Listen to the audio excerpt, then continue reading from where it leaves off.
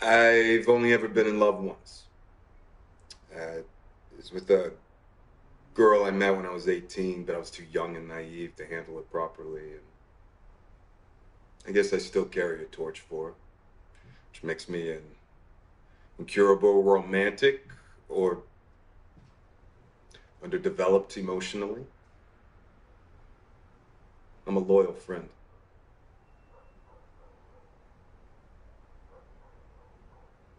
I like girls with nice smiles.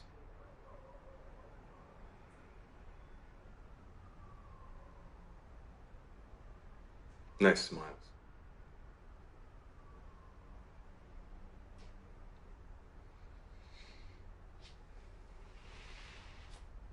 Well, the psych profile says so. Mm-hmm. Yeah, like horoscopes in that world.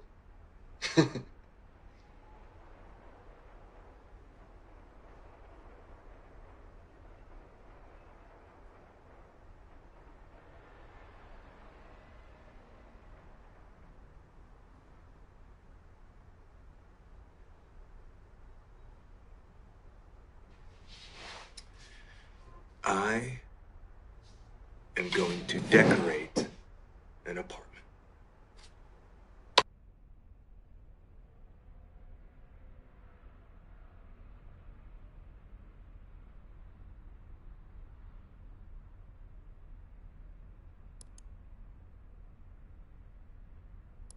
Okay. Love you.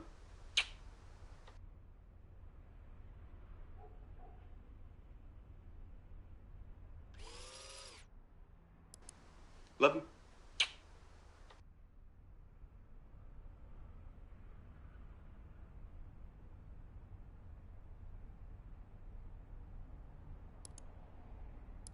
Okay. Love you.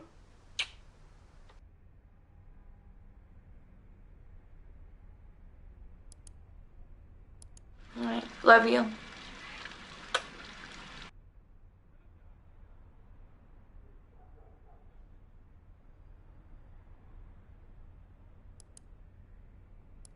I love complicated men. So, what is on the menu?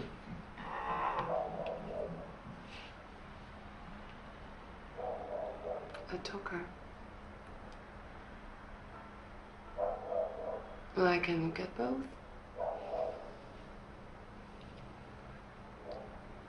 So,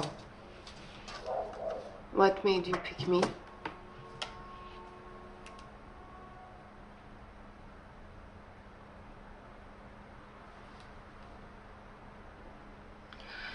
You like your girls a little gothic.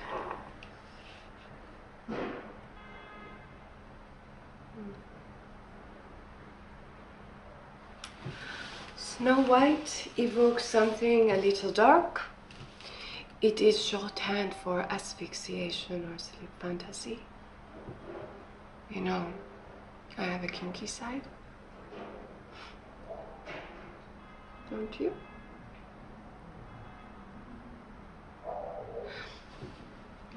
What do you do, Prince Charming? Short for work? You have serious eyes, but I see something a little wild inside.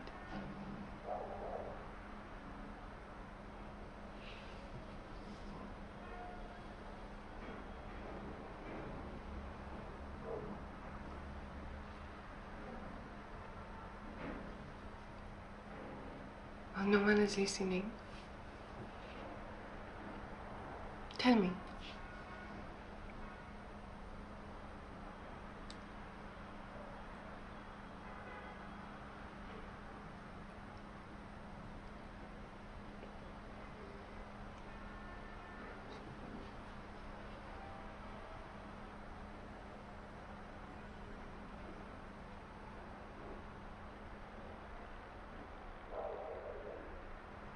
Really? Well, how do I know you are telling the truth?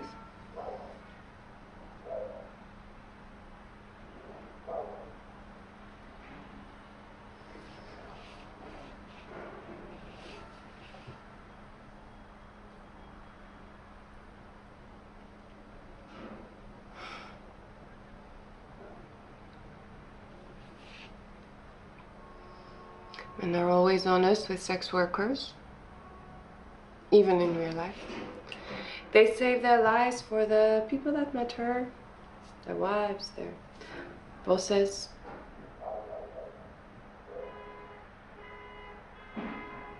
You are married. You know, there are other things we can talk about that you wouldn't say to your wife. Your session is almost over and we haven't even fooled around yet. You like to fool around?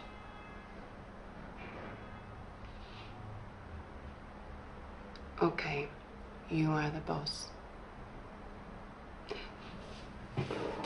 Will you come back some other time? I like you.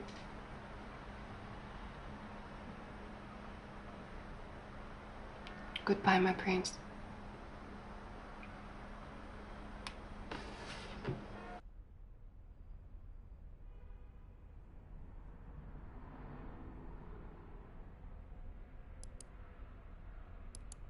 To my honey, I'll croon love's tune. Honeymoon keeps it shining in June. Your silvery beams will bring love's dreams. We'll be cuddling soon by the silvery moon. Funny. I only sing when I'm in the dark or in the bath.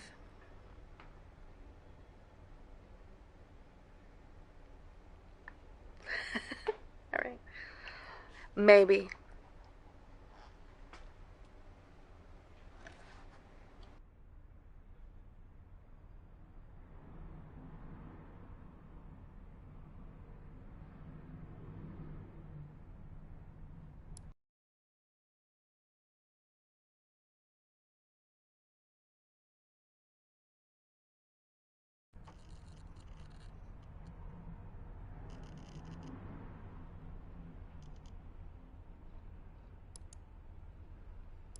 A friend of mine died last year.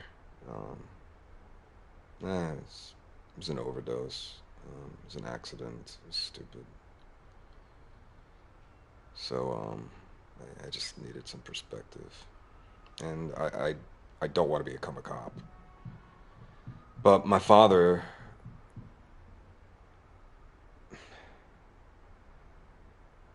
he stood for something. You know?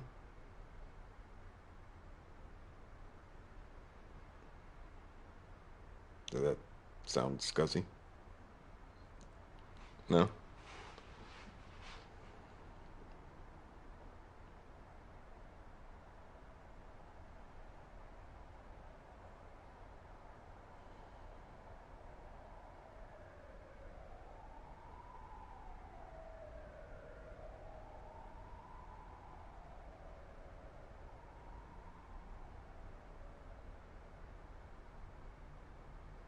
I'd like to be a real person.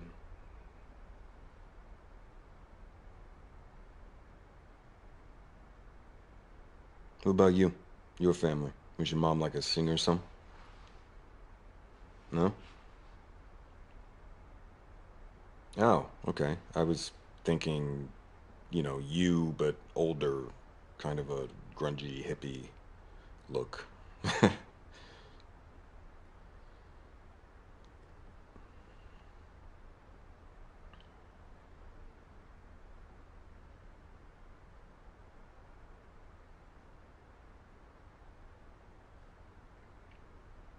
I feel like I can trust you.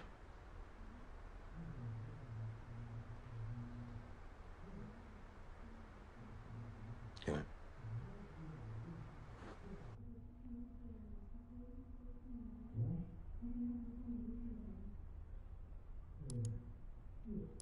You're my new best friend in A squared, and I'm not a dick.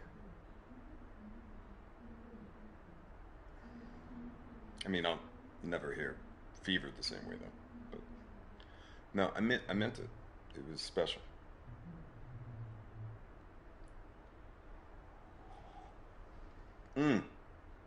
open that bad boy up and read it out loud to me.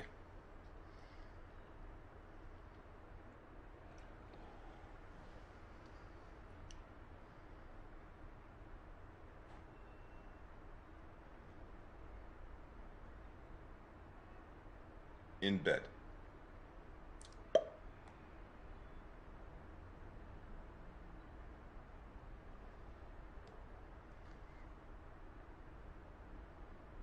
Oh, nice. Cool.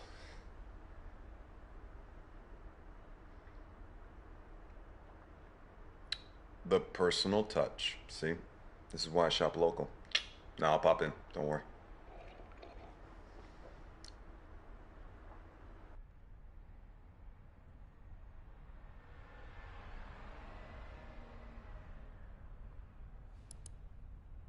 I know you're friends with Eric. His heart is in the right place. He's just hot-headed. Okay, but maybe Eric is onto something, though. I mean, the Nazis, right? So decent people have to stand up to them. What? Does standing up involve throwing punches? Yeah, maybe it does. This is a law enforcement issue. Okay, they have permits. The police are protecting That's them. right, and that's exactly why someone needs to step up and do what the police should do, right? Because I'm sorry, all due respect, John, you're not going to stop these guys with a Facebook campaign. As a group, we abide by nonviolence. That's fine, and all I'm saying is I'm interested in putting my privileged white male able body where it can do some work, right? Because I heard what it was like in Ann Arbor in the 60s, and you were there, John. Look, we have to oppose the rally. We have to oppose the rally. David, we can't advocate for people putting themselves in harm's way. Okay, fine. You know what? I'm sorry. I'm going to have to excuse myself. It's fine, David. We'll talk another time.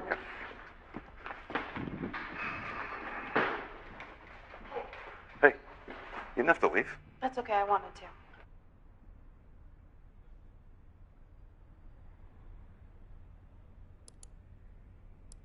My friend would have never been in that war.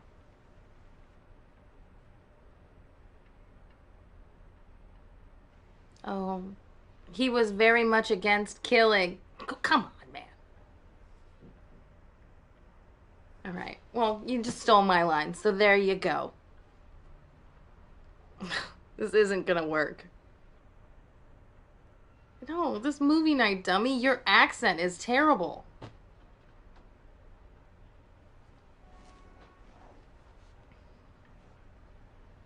You need to get some sleep. You have a rally tomorrow.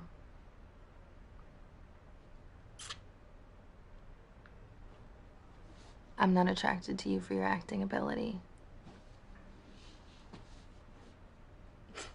Good luck tomorrow. Stay safe.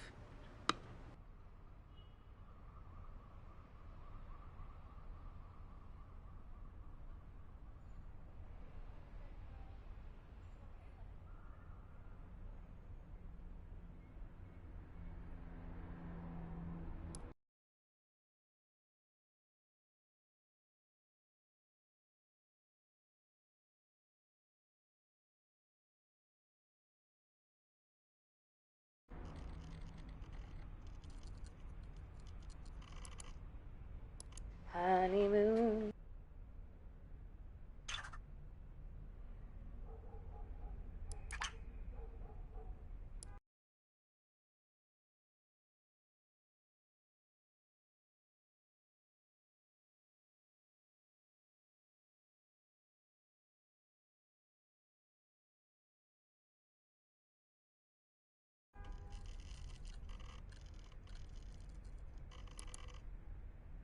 And then soon after, Snow White marries the prince, and Rose Red marries his brother, and everyone lives happily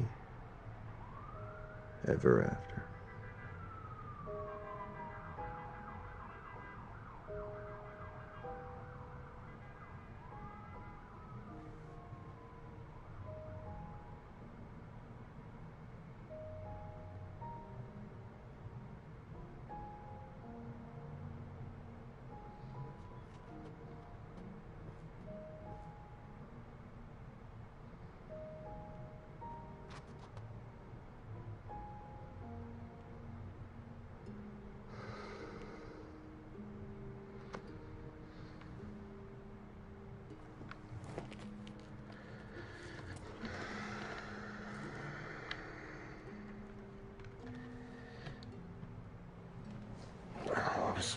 watching her sleep.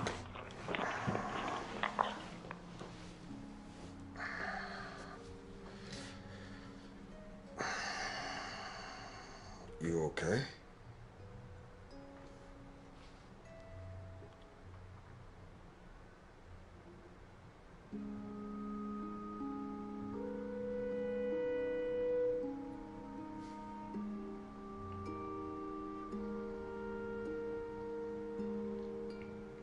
Yeah, Stephen. Yeah.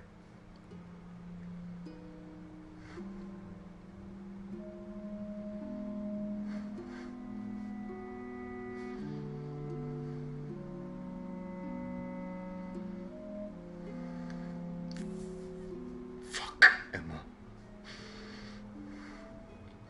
Yeah, well, I haven't been sleeping with anybody. Yeah, no, I am a special agent of the Federal Bureau of Investigation, okay? No, just stop it, Emma. Stop it. I protect people. I protect people.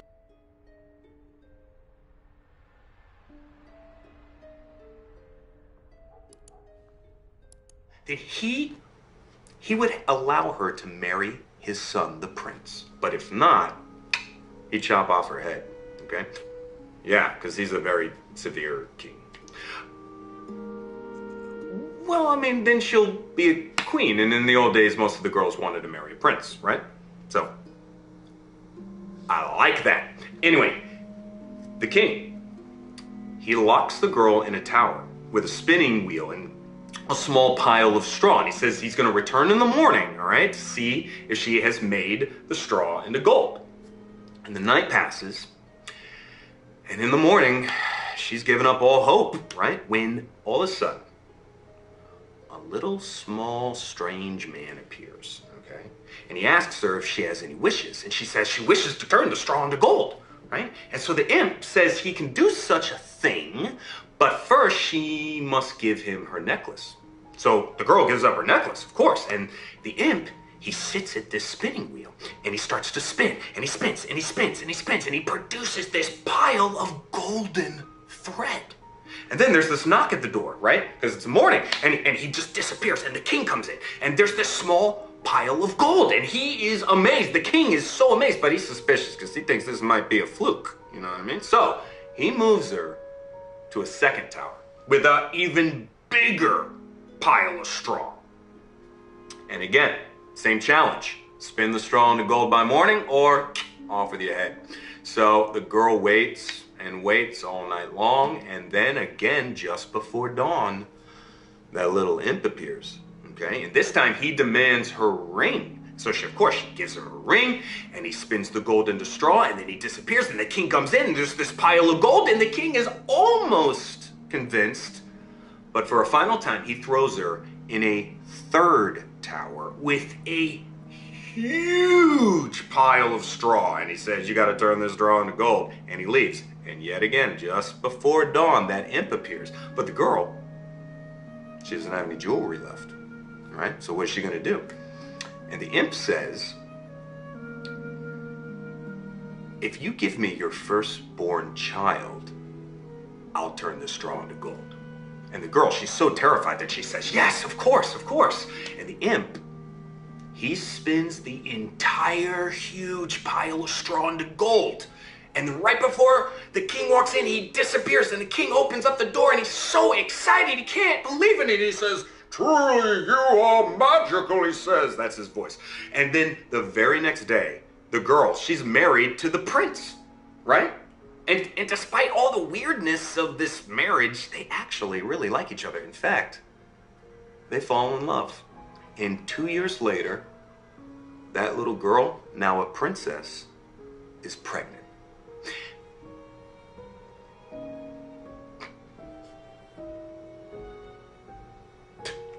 Okay.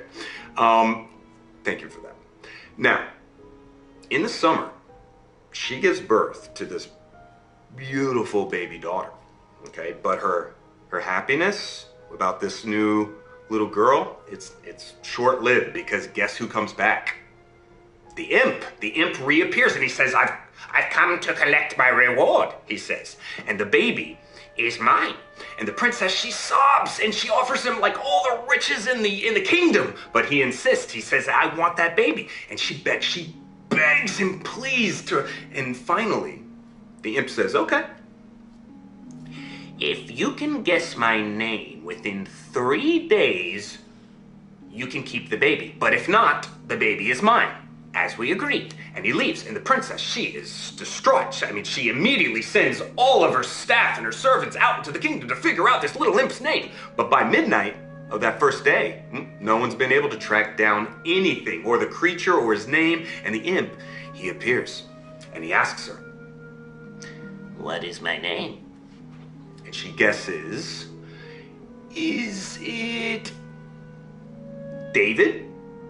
And he laughs. He says, no, 2 more guesses. And he leaves. And the next day, nothing. Nobody comes back with any information. And he arrives again at midnight. And she guesses this time, no, it's not. He says, no. Laughs the imp, okay? He says no, and he leaves. It's not Stephen. And the next day, the princess is so upset because she doesn't know what to do. She only has 1 more guess, 1 more day. And so she leaves the baby with her servants and she just walks into the forest because she's so worried she's gonna lose her baby. And she wanders and wanders all day, and into the evening, she wanders, and suddenly she comes on a small clearing. Okay, and a little field, and in that little field is a little tent, and in the center of it, there is a little small fire, and she hides. She hides behind a bush. And out of the tent, to her amazement, out comes the imp. And he's dancing around the fire, right? And he sings, today, plans I make. Tonight, the baby I take. The princess will never win the game, for Rumpelstiltskin is my name. And smiling to herself, the princess runs back to the castle because she heard his name. And that evening, the imp arrives, right? And he's kind of gloating, and he asks her his name. And the princess kind of looks sad, she's kind of pretending to be sad, and she gnashes her teeth a little bit, but then she looks him in the eye and she says, your name's Rumpelstiltskin. And the imp, his eyes bulge, and it looks like he's gonna burst, and his head goes, red. He shakes it like he's gonna Okay, well, then Rumpelstiltskin ran away and he never came back. And the princess became queen, and her daughter grew up to be a wonderful queen in her own right, and everyone lived happily ever after. Yeah? Yeah.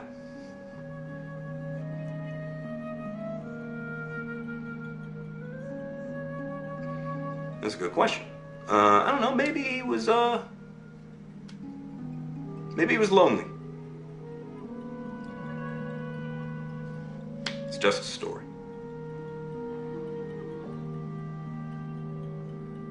You do? I guess. Now that you mention it, most of the people in the story were bad. You would? Okay. Well, honey, I have to go out, I'm afraid, so. But yeah, you got your glowworm, right? Oh, I love that name. That's a great name. All right, come here. Give me a kiss, real quick. Mwah. Love you, kid. Night, night.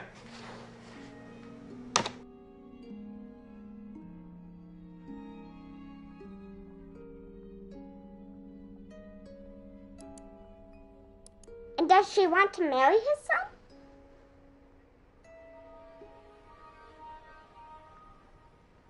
I don't want to get married to anybody.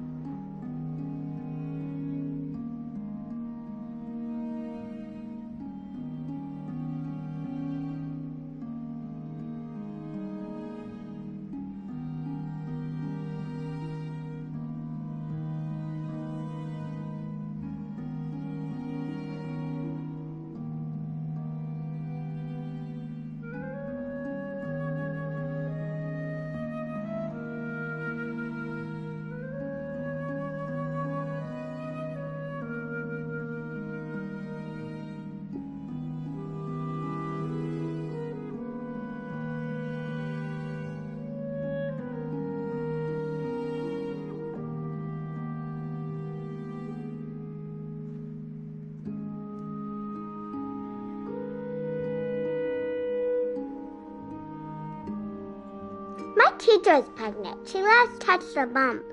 I asked where she got it, and she said, mind my own business.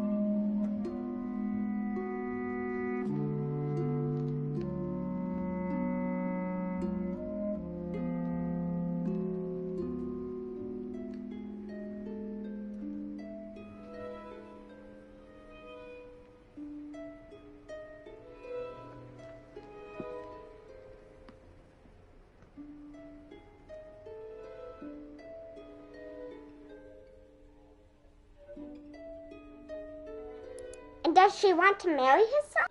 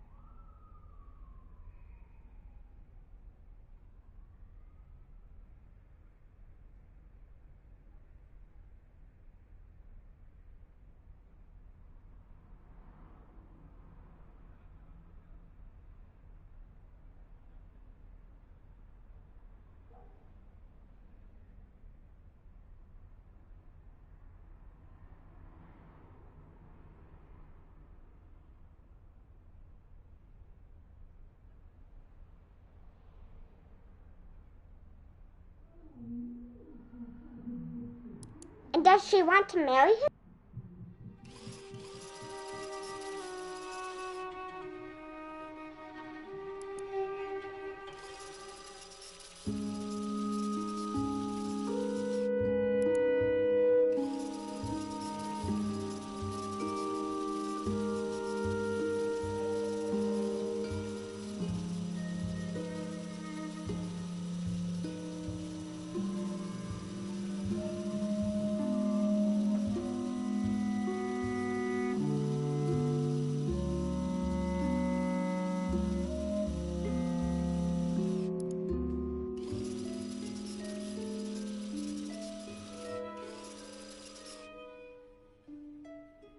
That's where she got it, and she said, mind my own business.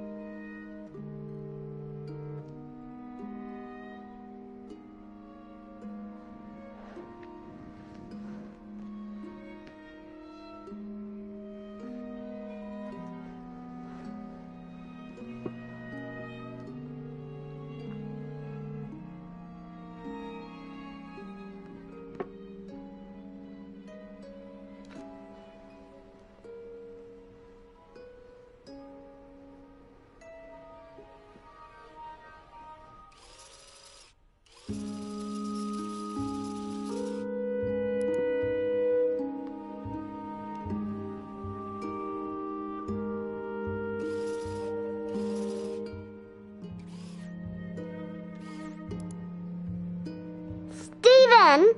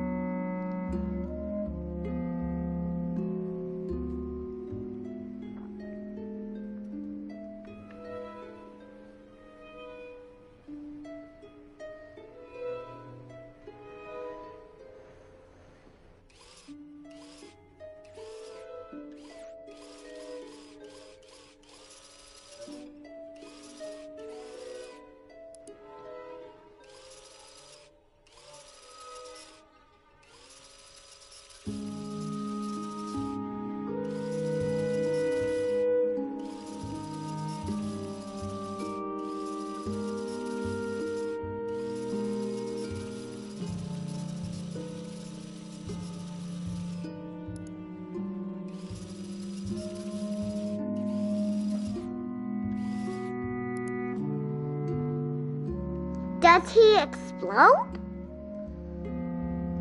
No, he should just go away and never come back.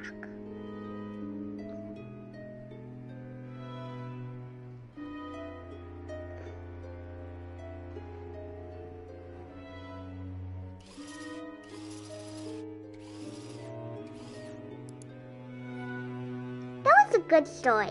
I guess being queen would be good. What do you think the emperor's going to do with the baby? Was he going to eat it?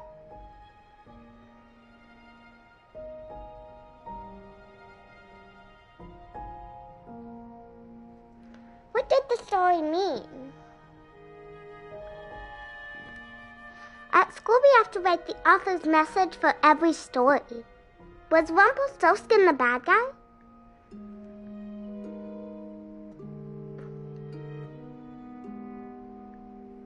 If I was queen, I would chop off their heads. I'm tired.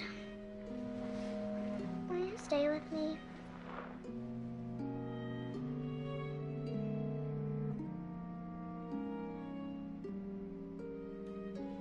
Yes, she's called Glowy.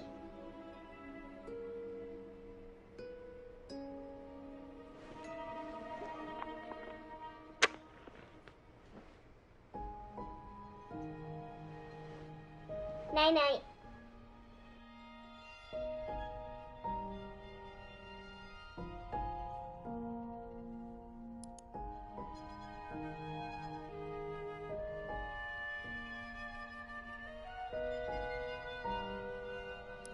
And she really wants to marry the prince.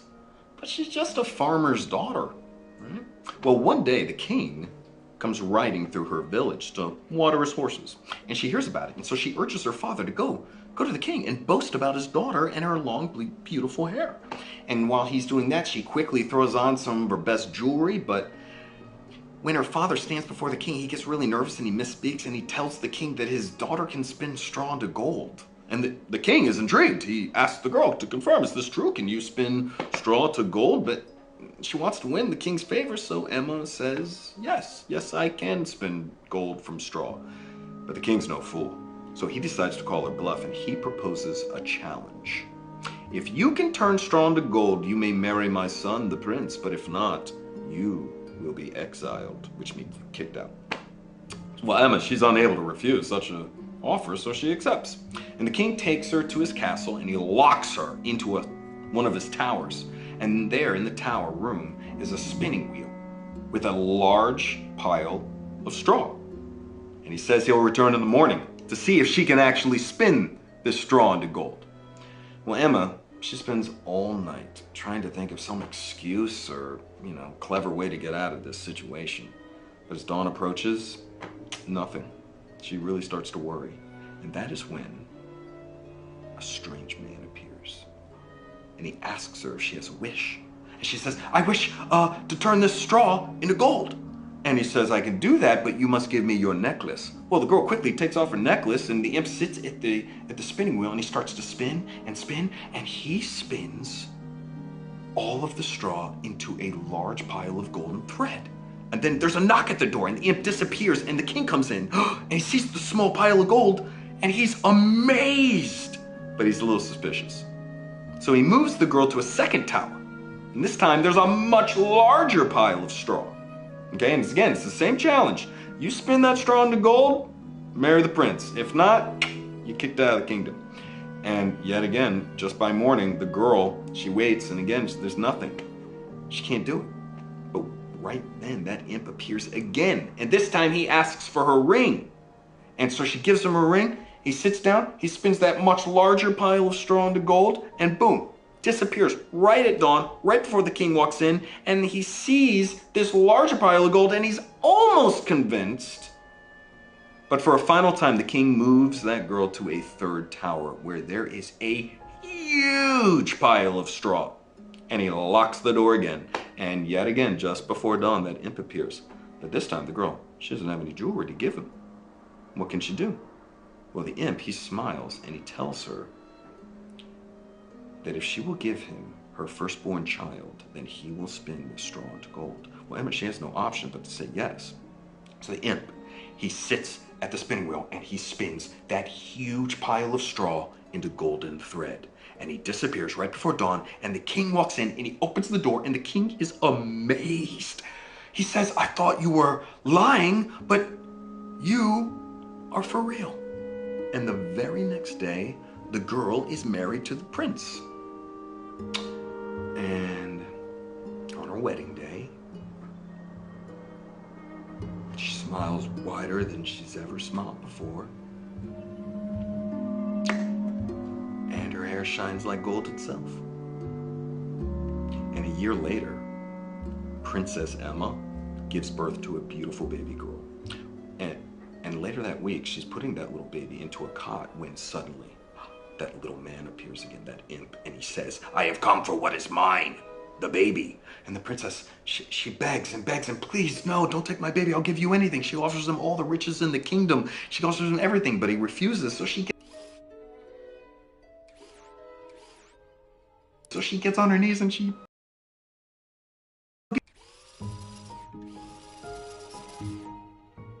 offers him all the riches in the kingdom. She offers him everything, but he refuses. So she gets on her knees and she pleads, please, please, I'll give you anything. And she says, okay, if you can guess my name, I will not take your baby. But if you cannot, the baby is mine. I will give you 3 guesses, and then he disappears. And the princess, she's terrified. So she calls in all of her staff and all the spies and the soldiers or anyone who has a horse to go and scour the kingdom to figure out this little imp's name. And the next day, the first spy returns and he tells her, oh, okay, sure. Okay, Daniel. So the imp appears and he asks if she has a guess, and she says, Daniel? But the imp laughs, wrong, 2 more guesses, and he disappears. And the very next day, another spy returns. But this time he says that he's heard villagers talking about a strange man who lives in the mountains. Now, No, honey, that would end the story too soon. A little too soon. Ah, okay, all right. Well, okay, in that case, the spy returns and says Rumpelstiltskin is this strange man's name, and the princess waits in her room, and at midnight the imp arrives, and he says, now your second guess, and he cackles, and he's gonna rub it in his hands, and the princess smiles and looks him in the eye, and she says, Rumpelstiltskin. And the imp is amazed. I mean, he's so surprised that he faints, like, right in front of her, and Emma has him arrested and thrown in the deepest, darkest dungeon, and she lives happily ever after, and the end. Okay. Good night. I love you. Hey.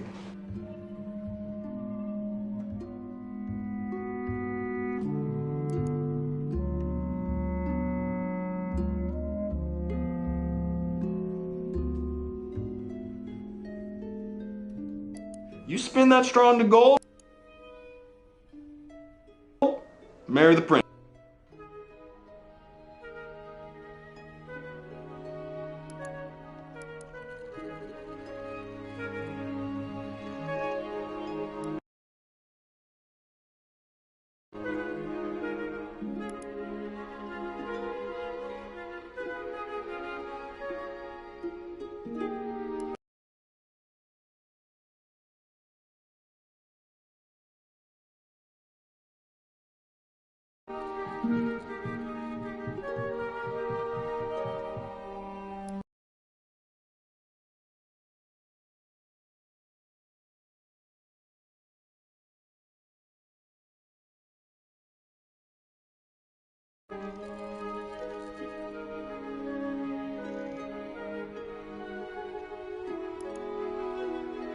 Your daughter needs to feel like a part of a family.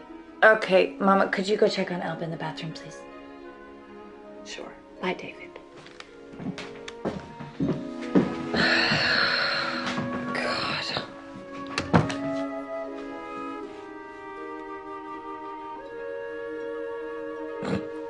No, you're not. And she's right. That's what's so infuriating.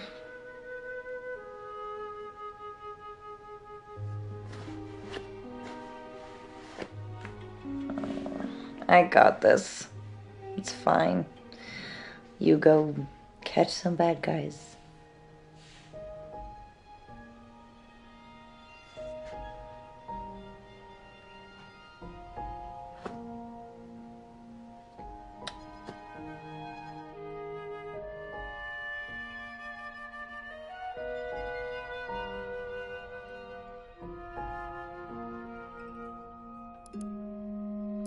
Well, I come from a cop's family, and I've always wanted to help people, but police work is just too messy for me, so yeah.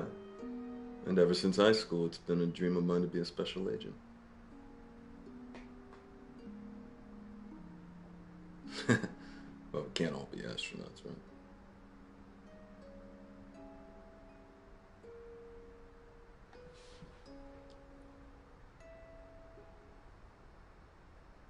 Yeah. Yeah, it is. You know, the rush, the adrenaline you get is nothing like it. You lie to people and they believe you. And I sleep like a rock at night because I know I'm helping people. So.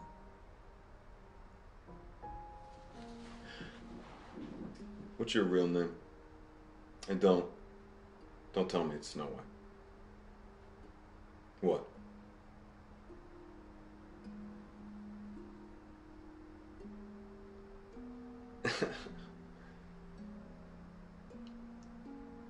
Okay. How much?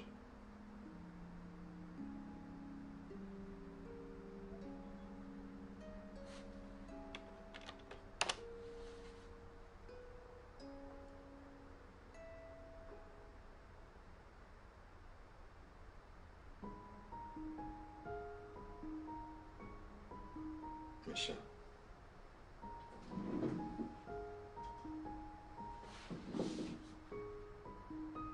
Hi, Michelle. I'm David.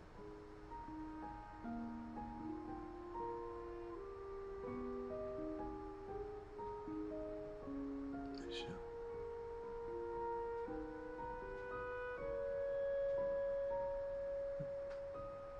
No, just getting used to it. Michelle, my love. I don't know what a Michelle looks like. Yeah. Yeah.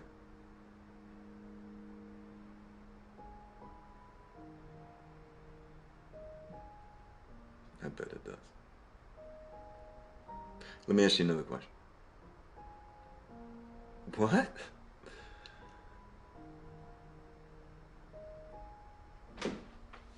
Okay. Next time.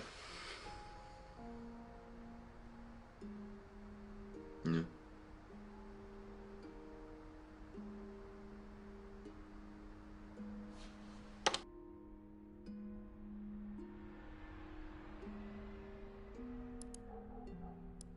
They said we're a strong family.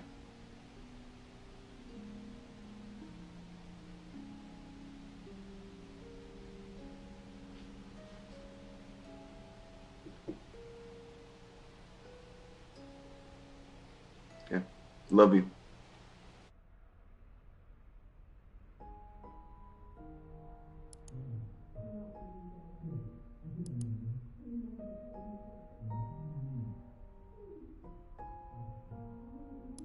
Look, Mama, this is a family. David is here and he's working. He's always working.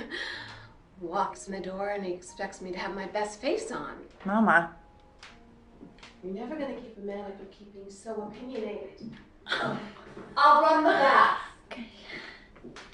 You have to be here for Thanksgiving and the recital, okay? I sent you the date.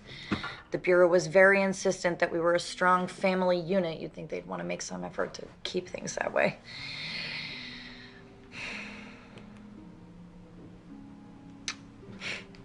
We should frame that report with our diplomas.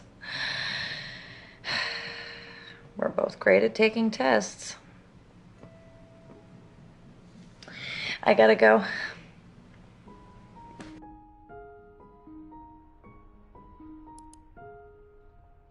That we were a strong family unit, you'd think they'd...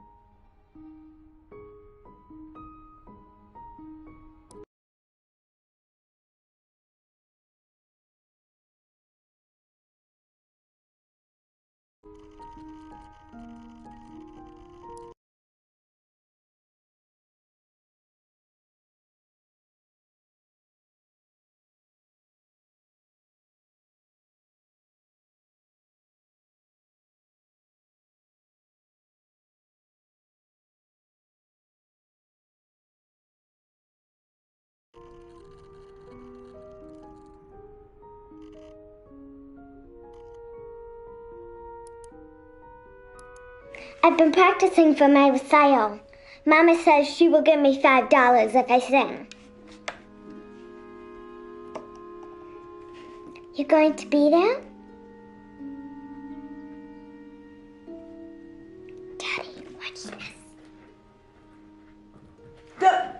No. Sweetie?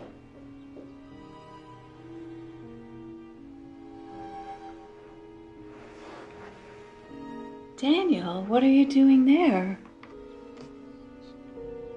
I thought you were at home. Did you step out?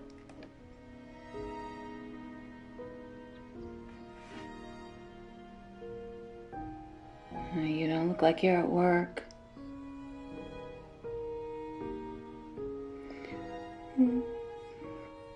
Christ, I'm so tired. I fell asleep waiting for you to come home. 2 drinks, and I'm out like a light. Happy Thanksgiving, honey.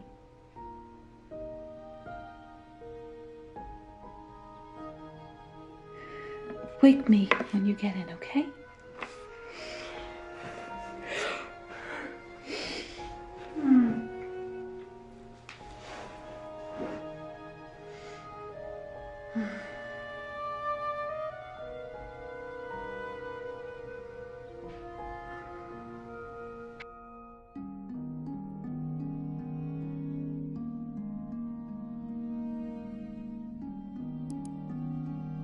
Our amazing winter recital. I hope you're refreshed. Please remember to keep your cell phones off or silent for the duration and no flash photography. First up, we have Emily Davis from Class 3B. She will be playing the Garland Waltz by Tchaikovsky.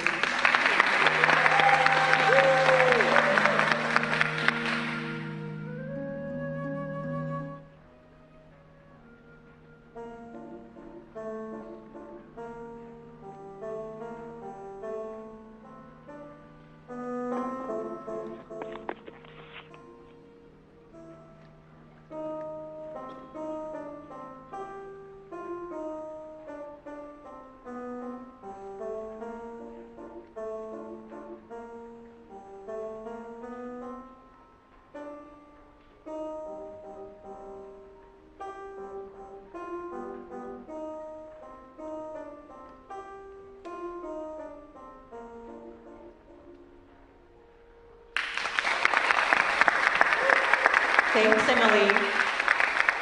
Next up, we have Alba Smith from 2B.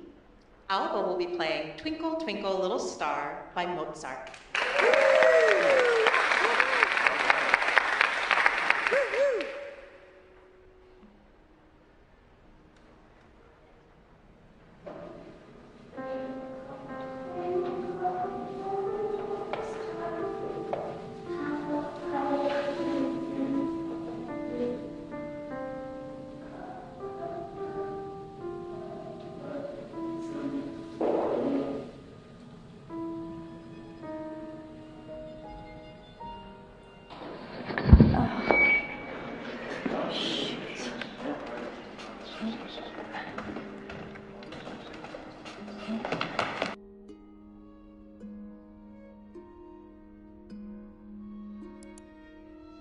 Recitals, first teeth, you were fine missing all that.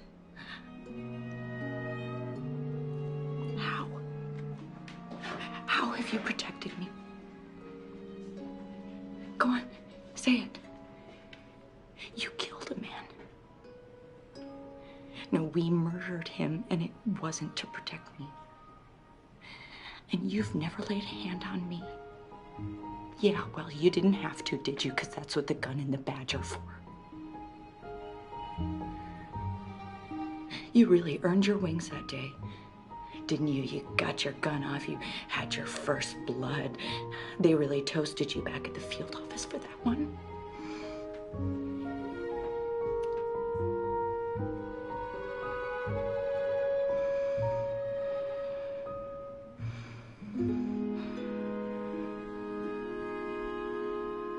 Because I can.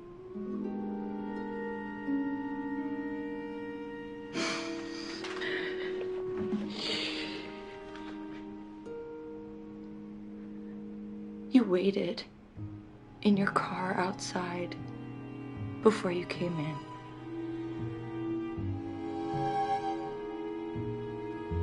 I never told you that. But I want you to know that I knew.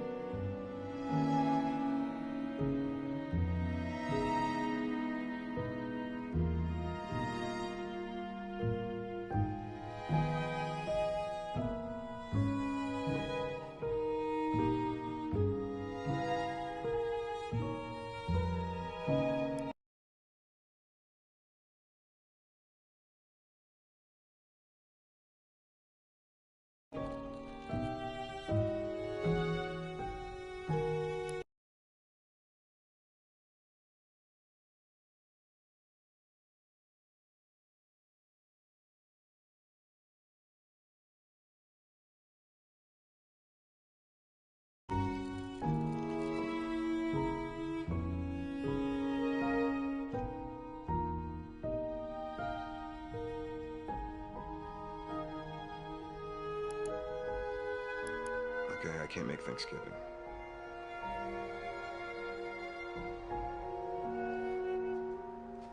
I know you did, hon.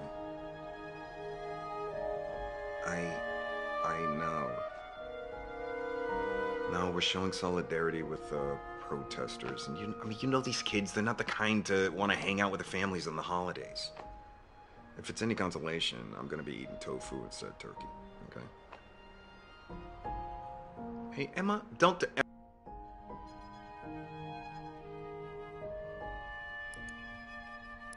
On Thanksgiving, families across America come together to celebrate and to give thanks for food and family. But this holiday also erases the genocide in our history, the theft of the land and its resources that was the foundation of America. This theft continues today. The government acts in favor of corporations and allows them to brutalize the land, water, and people. All for what? To sell more fossil fuels? For corporate profits. This pipeline will pollute the water and bring illness and death.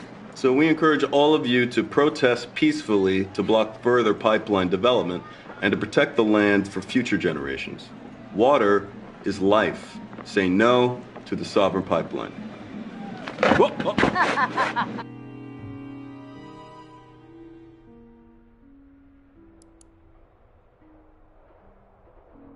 Sorry I ruined Thanksgiving.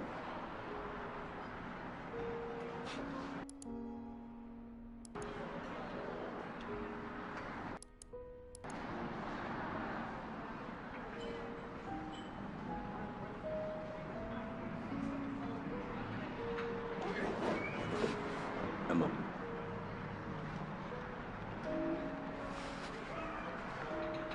Emma, we have rules.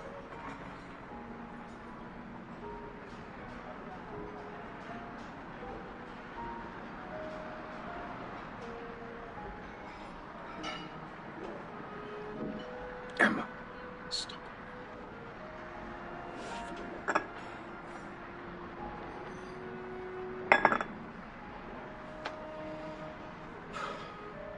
Hey, babe. Hi, happy Thanksgiving. What? What do you mean you ate pumpkin pie? Well, that's great, because that just means there's gonna be more pumpkin pie for me. You have? Wow. Well, guess what? I'll give you $5 too. Yeah, I wouldn't miss it for the world, kid. No, Alba, that was very naughty. You don't do that to people when they're asleep. Alba?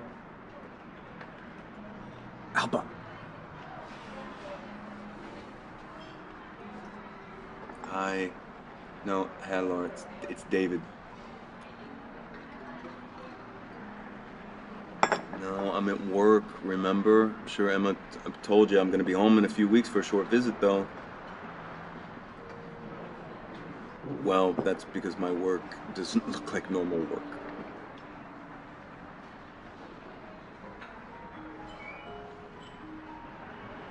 No. It's David.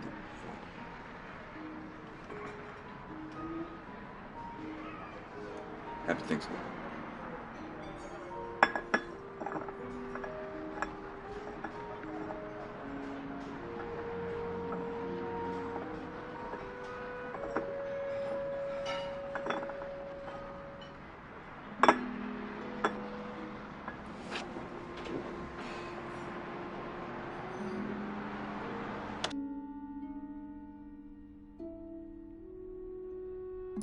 Happy Thanksgiving.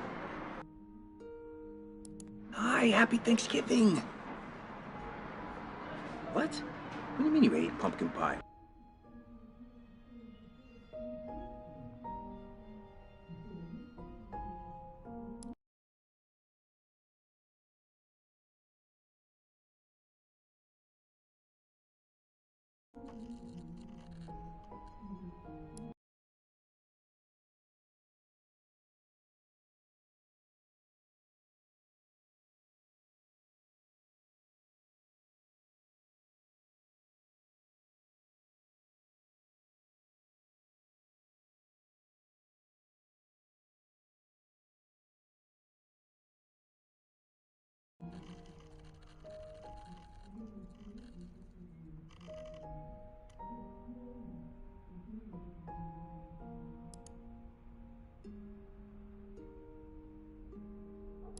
Michelle.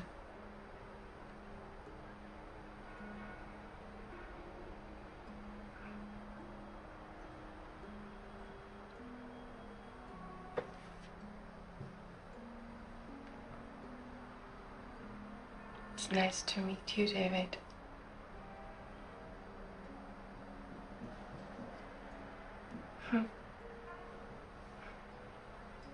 What?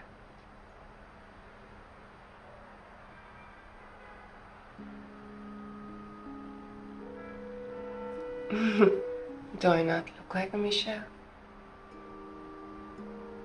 It looks like this, and it looks like that. It means gift of God.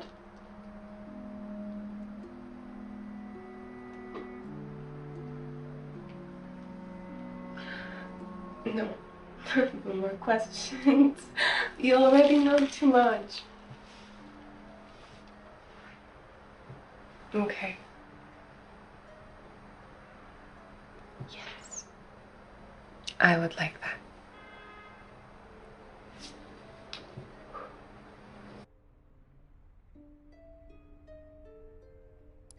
Do I not look like... How are you, Michelle?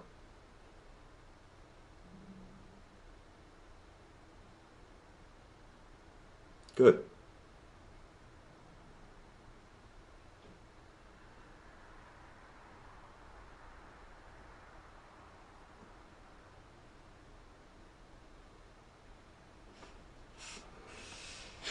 How do you do it? How do you put so much of yourself out there for these strangers?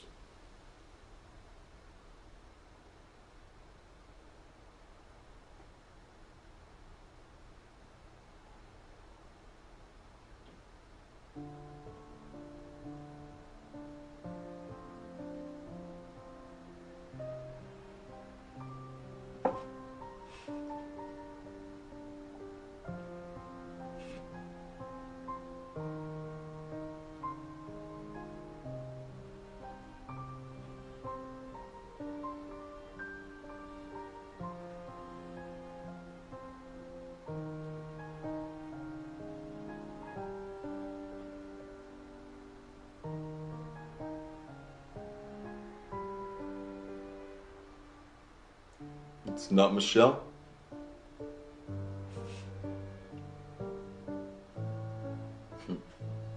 You know, we always use our real first names just in case we freeze up, you know, in an intense situation or we run into somebody we know. But I guess it's different for women when it comes to sex. So.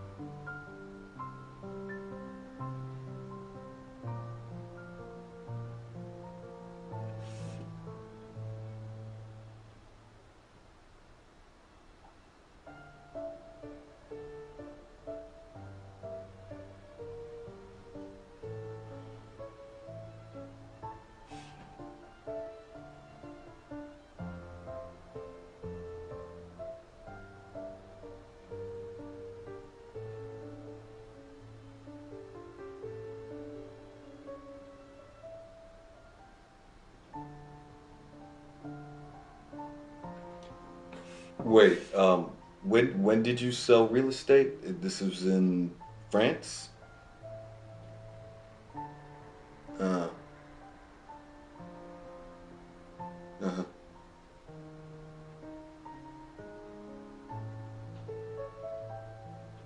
Huh.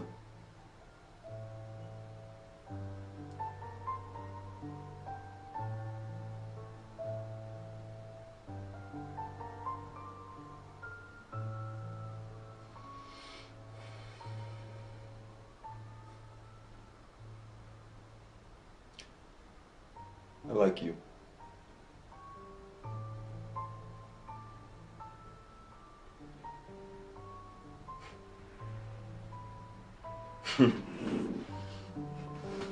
You know, maybe if I keep liking you, maybe you tell me your real name.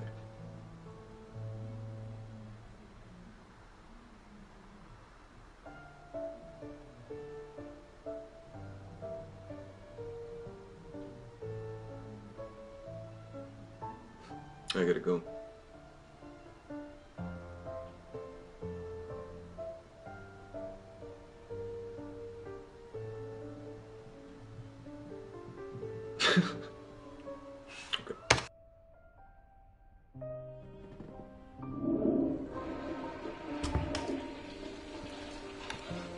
Hey. Hey. I'll keep out of your hair.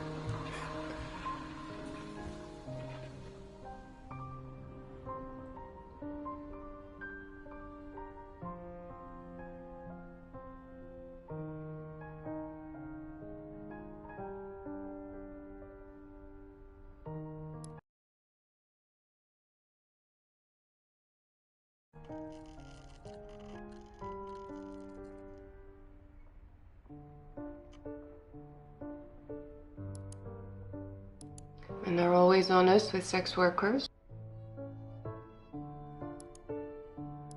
But the sex is not great. Books, I have a lot of books.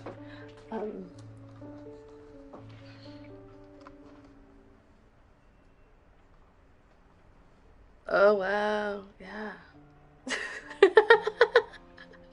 Yeah, you need shelves.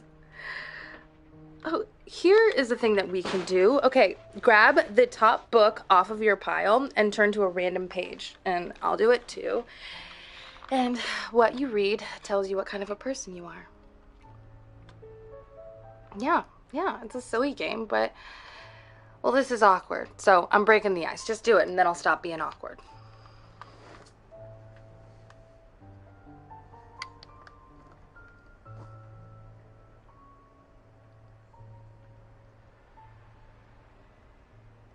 Yeah. Mm-hmm. Yes.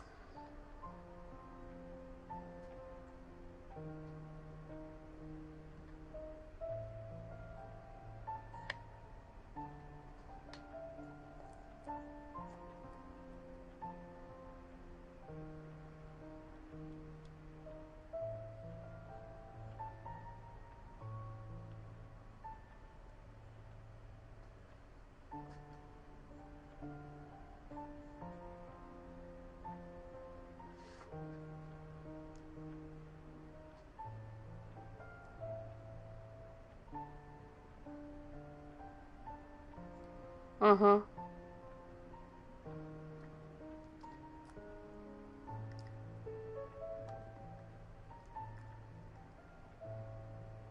Columbus was a motherfucker.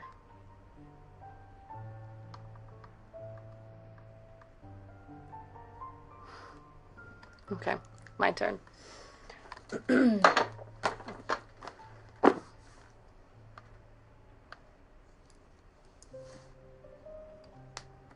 Oh, I'm not reading that.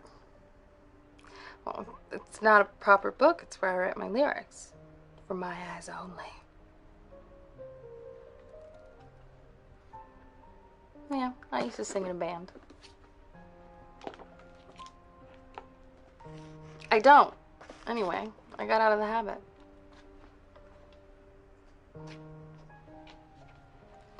Alright, moving on. You get Memories of a Golden Age.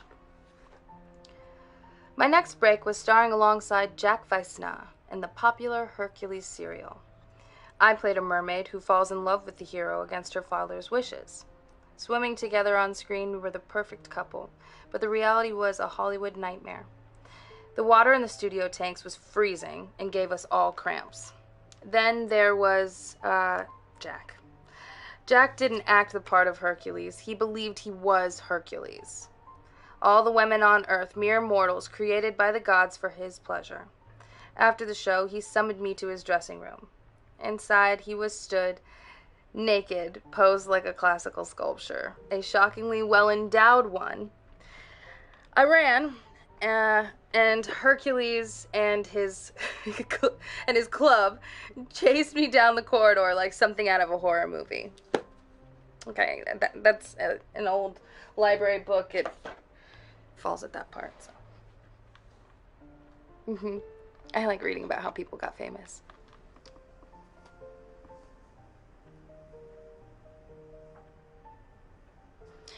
Yeah, I mean, that's the idea, but I didn't want to embarrass you. Just being ladylike.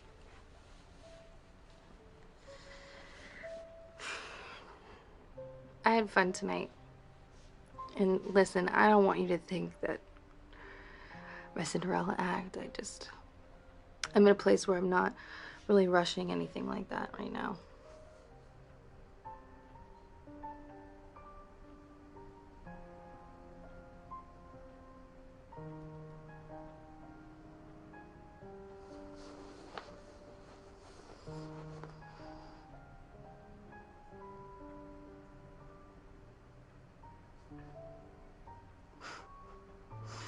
Me too.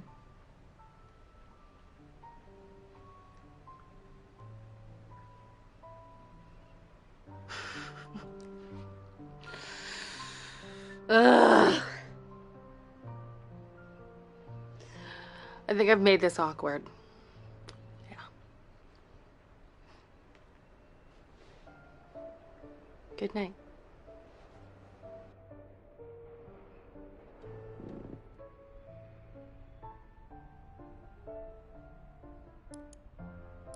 For women when it comes to sex. So. Girls, you're gonna be having sex with an ice cube.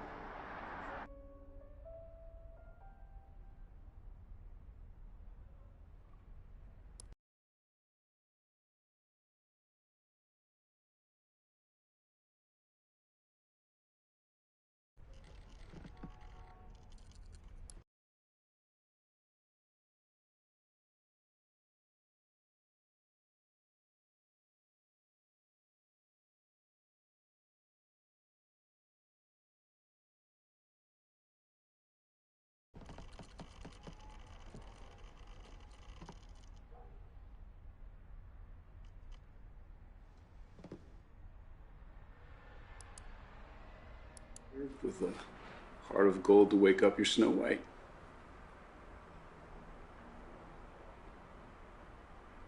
They're never wrong. Okay. Less cynical. You're here to save the planet. All right, review the files from Cyber. Natives are restless. They've been accessing pipeline maps. You got 8 months till the next convergence. Just follow the protocol and stick to the plan. You're going to be the knife that stabs Greenstorm in the heart.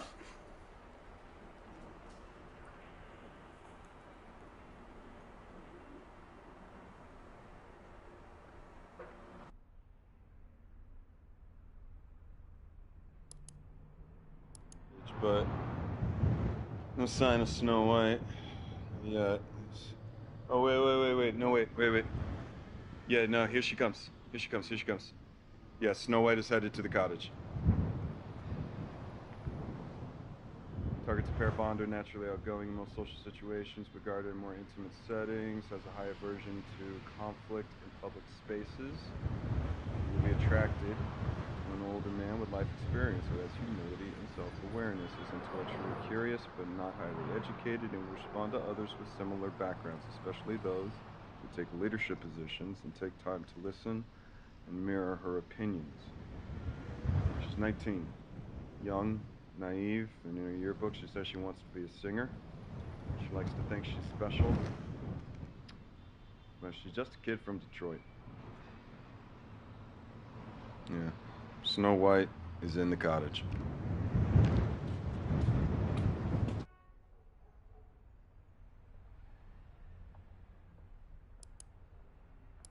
Why Snow White?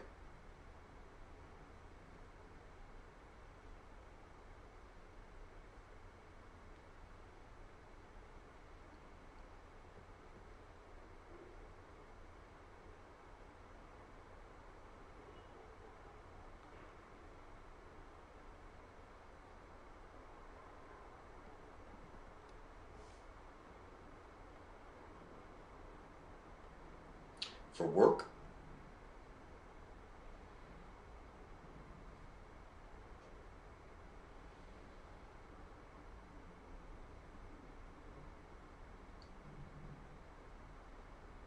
I just moved, and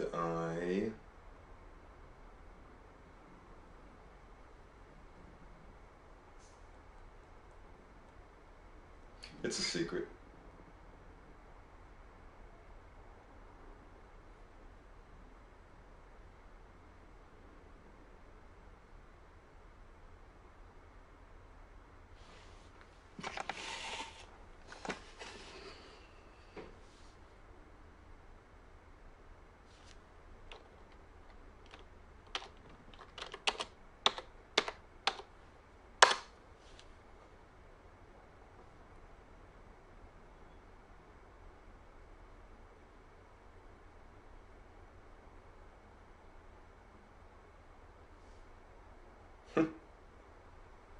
Why lie?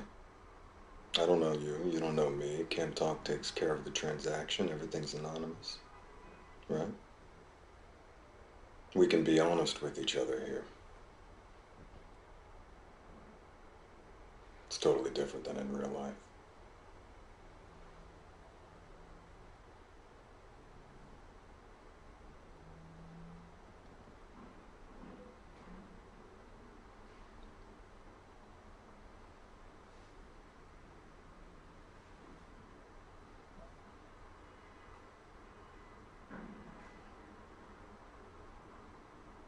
And I have a boss.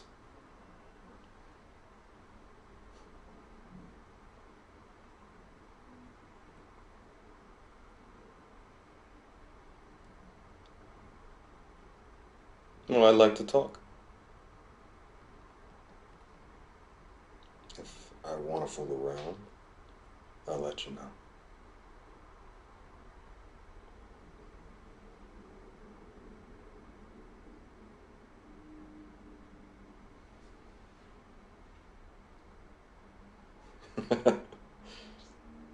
Sure.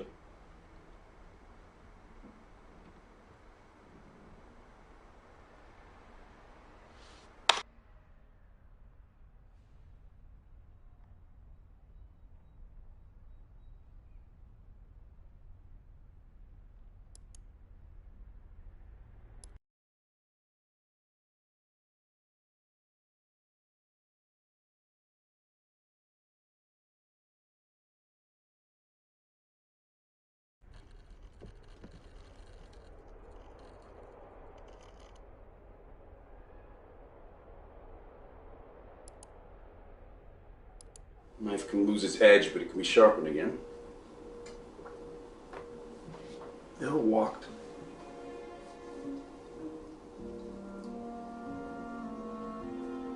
We didn't act blindly. We could have kept him. We chose to let Eric go. They'll all assume he gave up information and walk. He's going to have this stink of collaboration on him.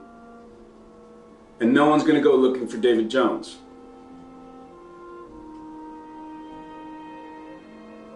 Good. I'm not bad with David Smith back.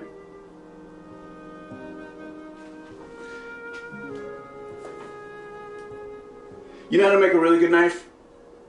They heat and they cool the metal several times over and it distorts and it warps, and then they hammer it and grind it and polish it. And only at the very end does the perfect knife emerge. The forging process, it actually rearranges the atoms of the steel. It makes it stronger. You can come out of this stronger, David. There's a myth that handsmith knives are better, but actually these days the machine-made ones are far superior and more reliable.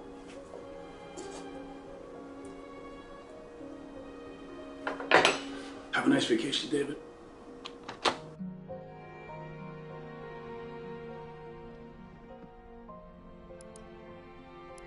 With scars he said he got from knife fights.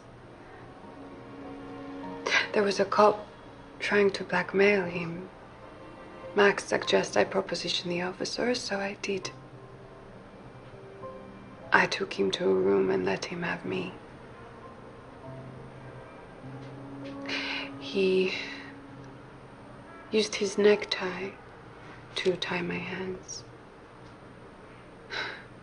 He smelled of cigarettes and cheap aftershave. And he fucked me like he was hungry for it. Max was... He done with the camera. He waited till the cop was finished, and then he jumped out. He threatened to show the video to my father, and the cop stopped making trouble.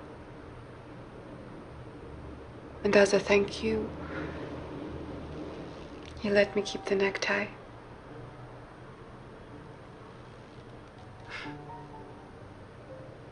I've never told this story to anyone before.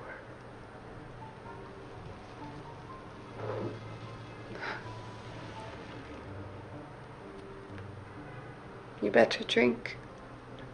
You look thirsty.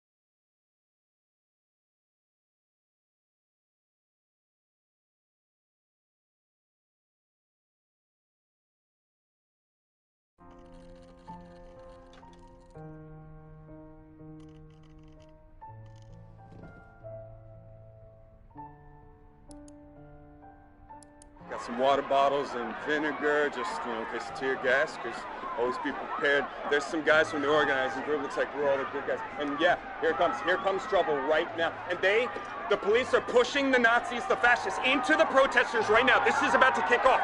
Let's do this. Hey,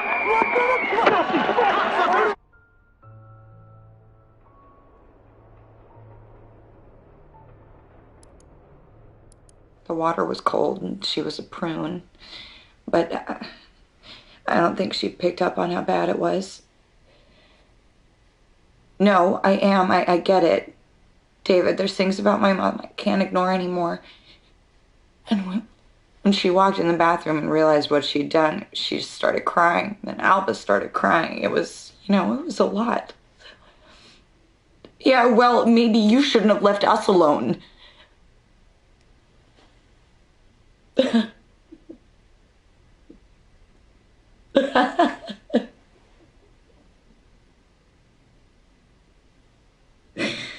Are we having a fight? We never fight. Because you always give me that look you're giving me now, and I know better than to open my mouth.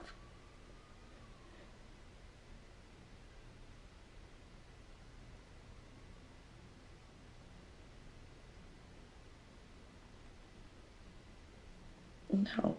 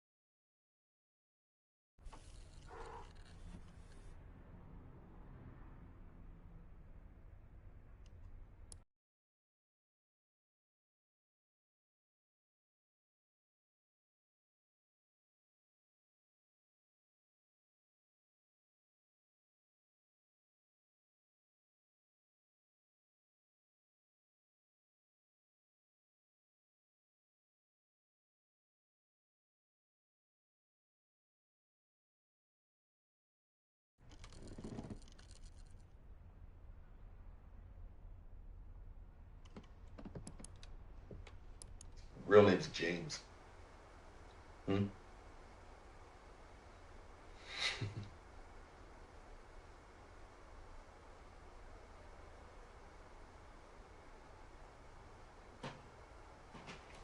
Oh. Okay.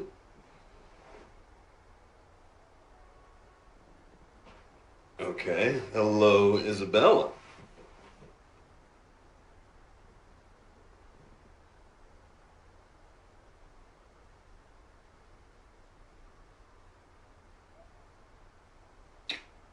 You hypnotized.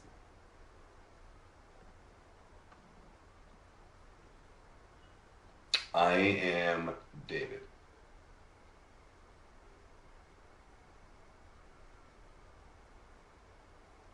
Okay.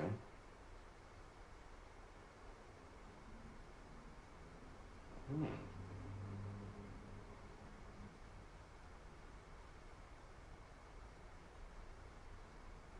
Totally.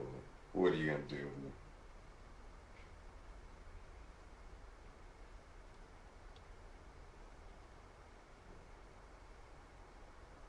Okay.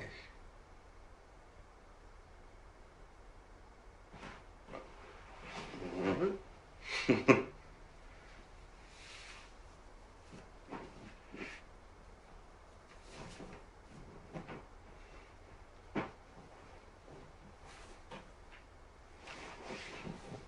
Okay.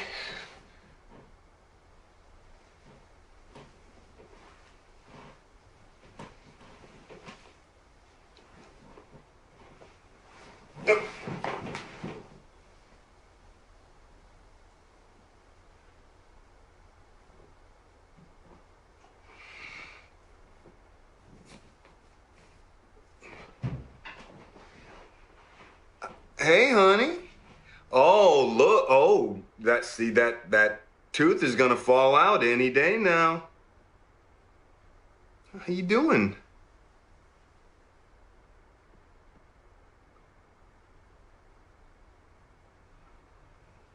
That's what we thought.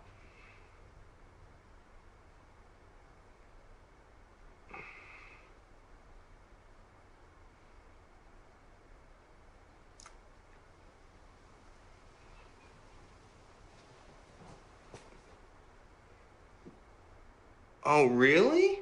Well, I mean, it was just a nightmare. That's all.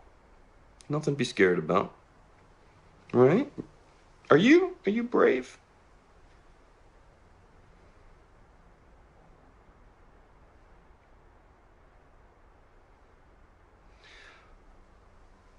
Yeah, I'm right here.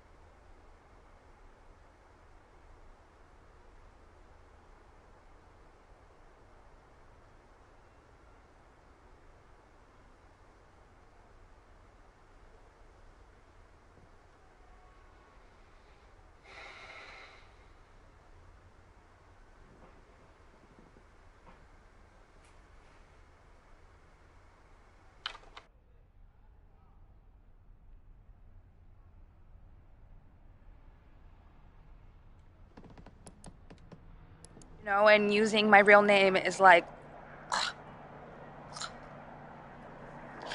Are you kidding? A hiding place is exactly what I need right now.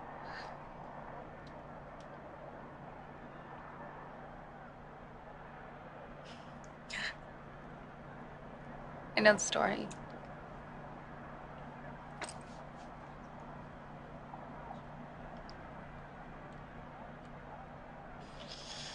There's nothing in my dreams, just some ugly memories. Kiss me like the ocean breeze. It's harder singing someone else's song. It feels like it's more about me. People just think about my take on it. When I sing my own stuff, no one knows how it could sound different. I mean, the song is about how they hear it. It's about them. When I write a good one.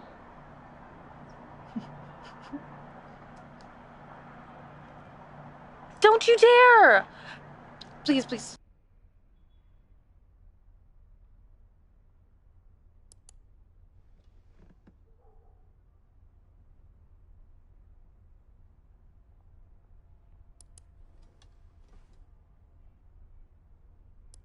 None of these men even know my real name.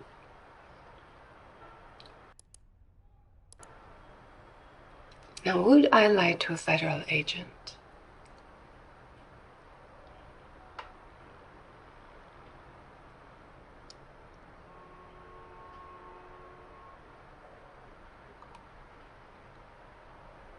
Now you're going to bug me about my real name.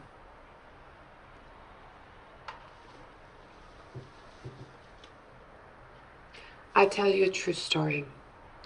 I used to work in real estate. I would take a man to look around apartments. I'd go into these places on my own, knowing at any moment they could jump me. I'd take my heels off at the entrance, and I would make sure that it was in a sexy way.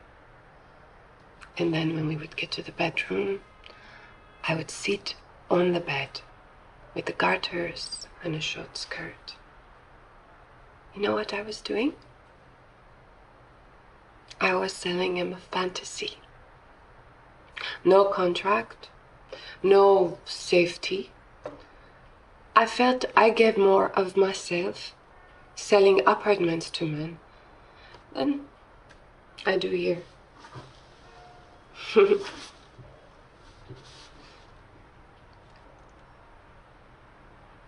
No. Here, in New York. Before I started camming, there was a girl who put me on it. It was a model we used for bedroom video shoots. She told me how much she earned doing cam work, and I was intrigued. She was a brunette and tall, like your police station vampire. You would have liked her.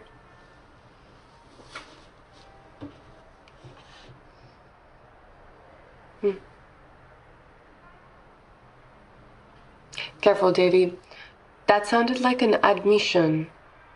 Shouldn't you have your lawyer present, or...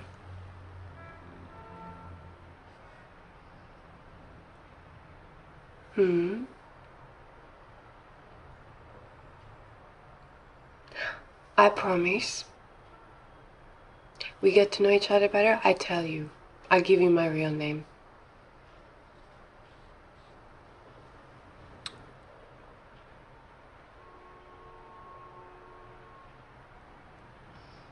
Be safe out there.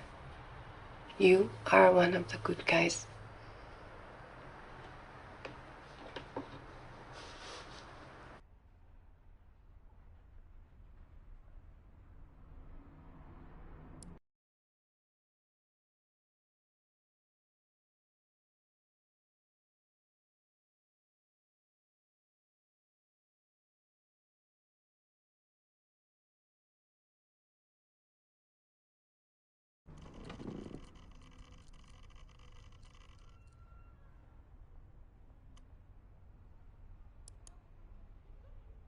Steven. Oh, Steven. Look, he puts people to sleep for a living. He's not a brave law enforcer like you. Oh, you're a samurai. You're a warrior knight.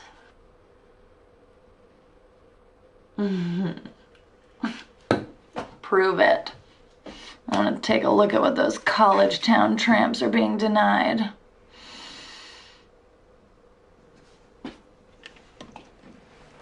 Oh, if you so much as look at one of them, I'll come over there and bite your service pistol off with my own teeth. Yeah, well, I am the man of the house now.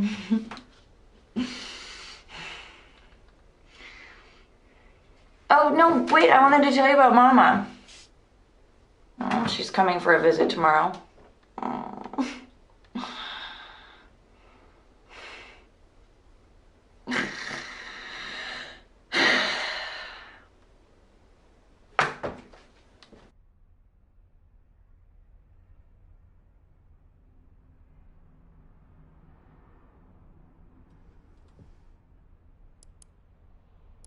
Stephen?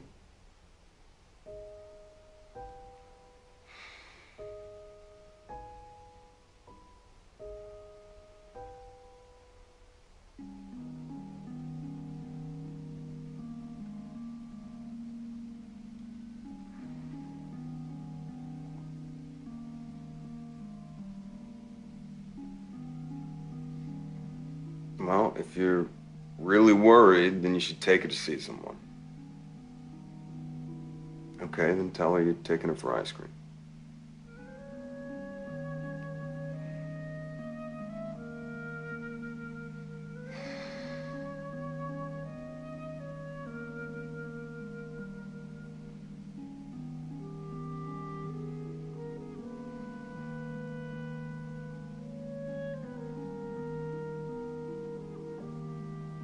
Well, at least you have Stephen to confide in.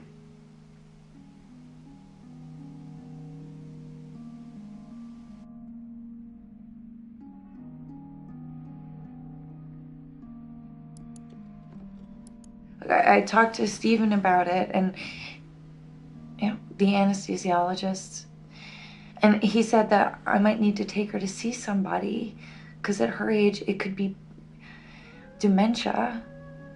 But she hates hospitals, you know. She's convinced that the doctors had it in for Papa, and that's why.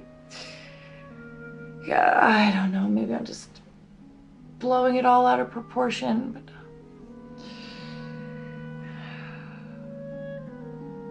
Look, I'm telling you, she won't go. Okay, David, she's a grown woman. I'm not gonna trick her into going to the doctor. Yeah, and Alba's so happy to have her Mima here, and I guess if she really is sick, then it's better that she's here instead of on her own in Texas, you know?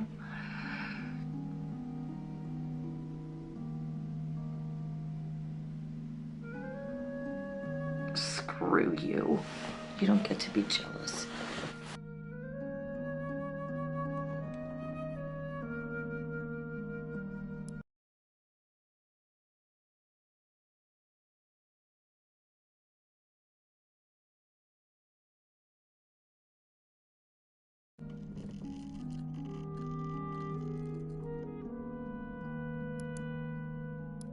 She's ill.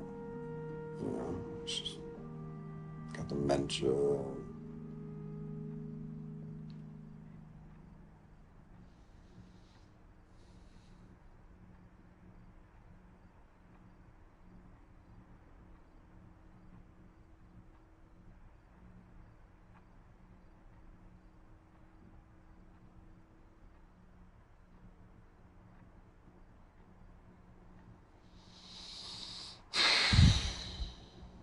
Okay.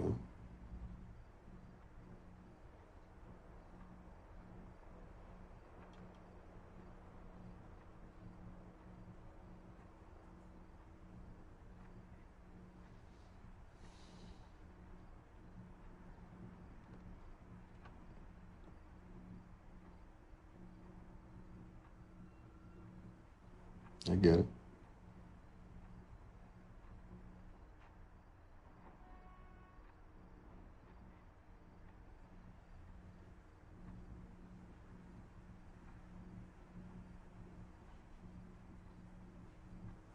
No secret.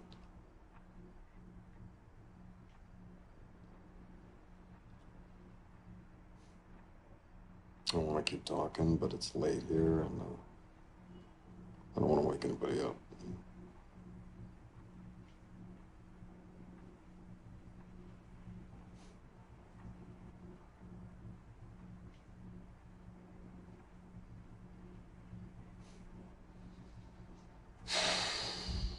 Love you.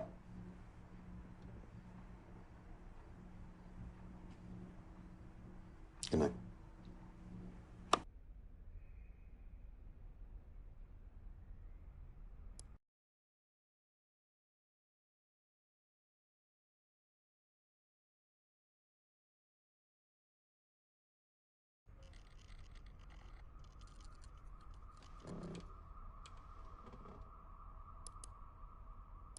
Love you. And Jane.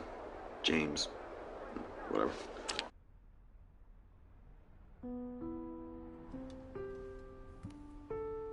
You want anything to drink? No, I'm fine. Okay. Gonna make myself a nightcap. All work and no play makes Karen a dog girl.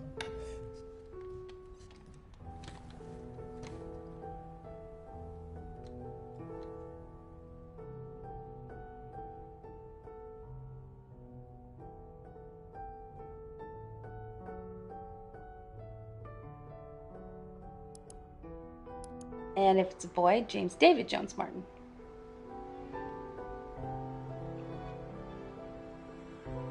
You hate your name?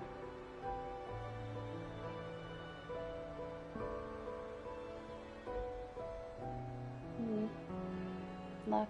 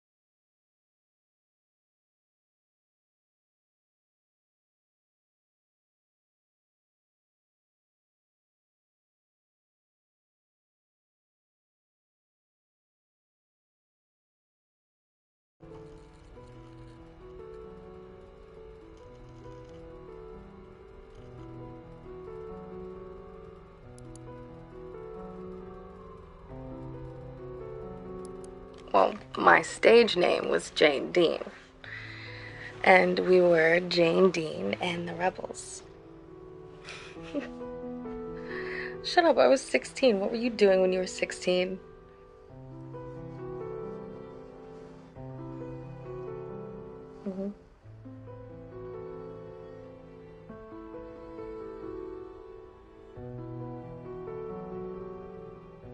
You tried to get away from a cop?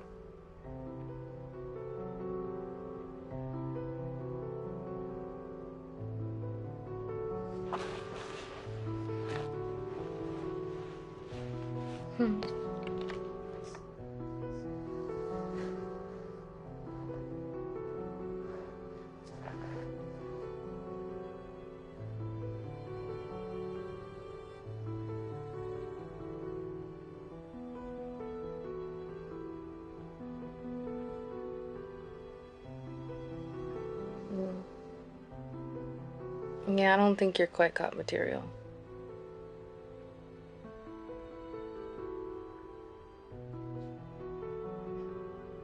No, no, you're not cop material.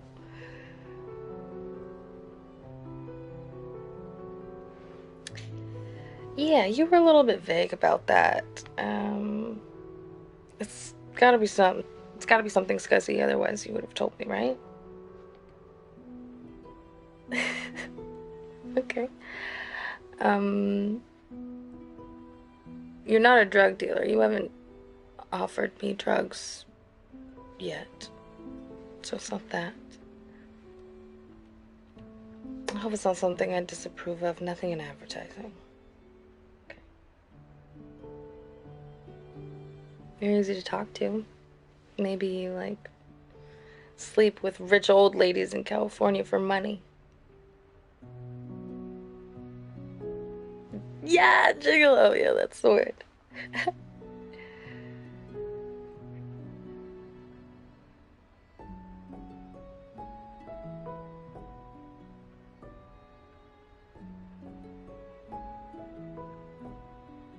You made movies. Any that I would have seen?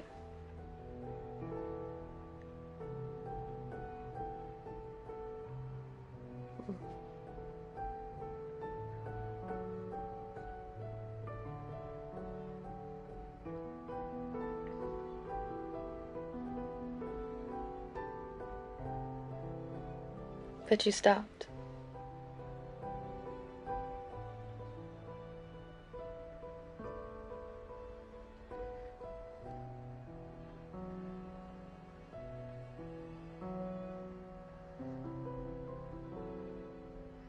I'm so sorry.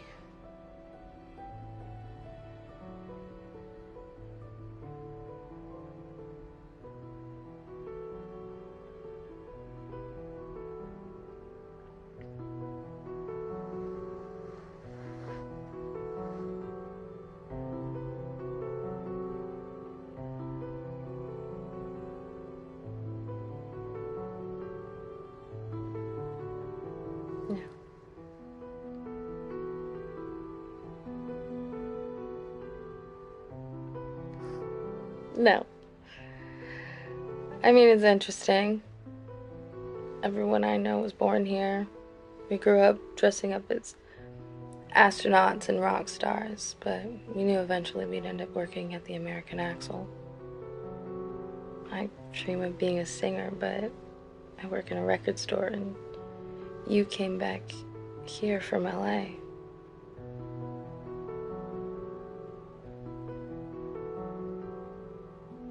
Will you seem real?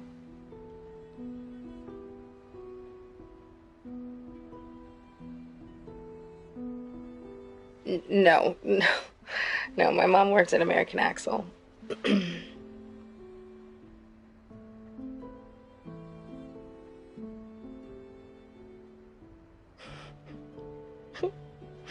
My mom's the kind of hippie who shacks up with a retired accountant and moves to Florida. It's very counterculture.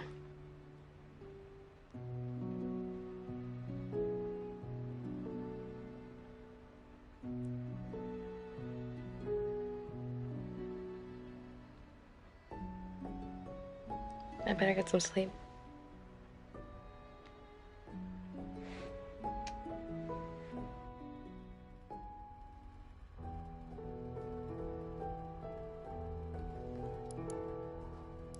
Welcome aboard the Jane Dean. Wow. Tell me again, David. How are you on the fucking boat? Oh, come on, man. Do I have to? He got it from investors on a movie he was producing when they went bankrupt. Yeah, but I like to think it was just a worker claiming the spoils of slavery. Yeah. I'm just having a hard time wrapping my mind around your previous life, man. You don't know the half of it. Yeah, you and me both. Well, here we go. Permission to come aboard? What's the mission granted? David, this is Riordan. She's a member of a group called Greenstorm. Come on, man. No introductions needed. Riordan, how are you? You said you thought we might need some help. Yep, some help and some guidance. Let's hear it. Okay, well, Prosper and Sovereign Pipeline, as you know, means to supply the Midwest with gas at a rate of 500 pounds per square inch, right? It's this high-pressure, high-wave natural gas screaming through our communities, and it's nearly finished. And we know they're getting worried because they're sending spies into our group. We know this. But they're winning. So I've been trying to think of a solution. Liz. Yep. Yeah? Okay. If you look right here, okay, this is a major section of the pipeline that's yet to be started. And what makes this area unique and why it's yet to be developed is that access to it's tricky, okay? There are only 2 roads that can support the construction traffic, and they're both fed into this highway here, all right? This is Highway 75, and that highway crosses that bridge right there. That's the Salisbury Bridge. It spans the Sally River to the tune of 2,000 square feet.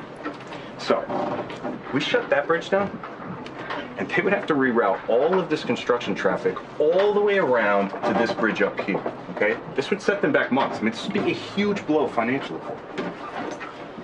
It's nice work. You come up with this all on your own? Well, me, Ava, and of course, Eric here pointed out that we are a little short on manpower. Said it would only work if we had an organization behind it. Well, I've done stuff like this, but it's never fun. We tried to shut down construction in Sandusfield. We suspended ourselves over the highway for 2 days.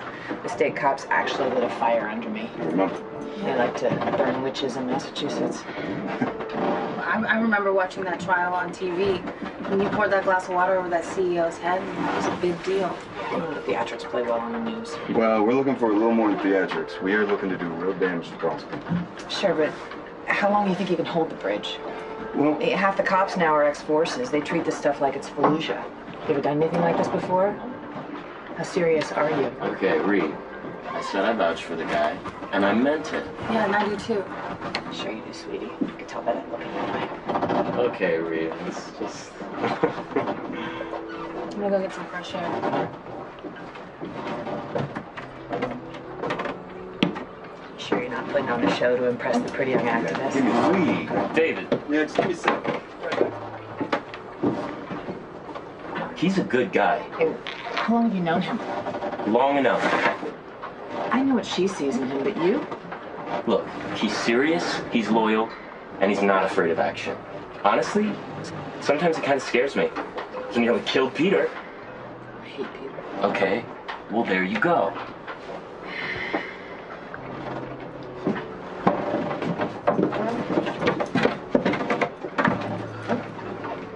All right, so you're gonna help us in that?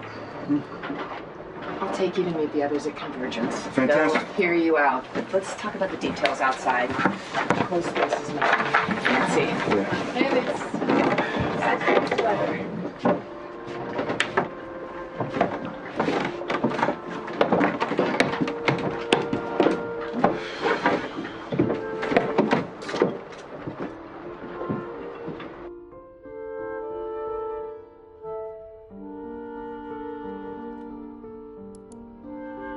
Hey, Jane.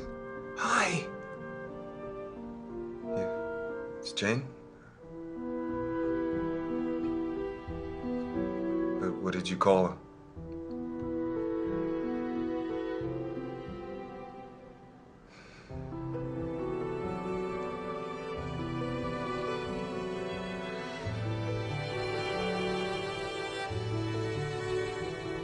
Now you know why I had to run, you know?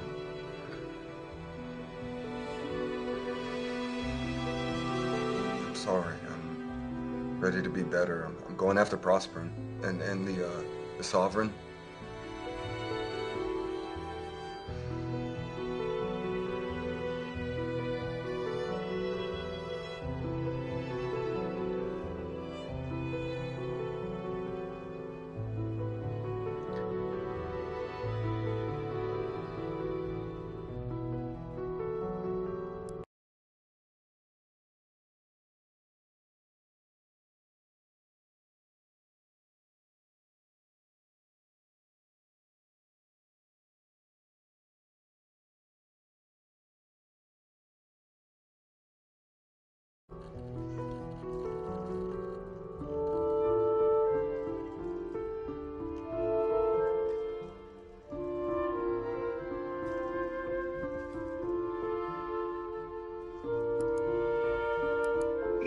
No, it's not a lie, it's a secret, okay, which is different.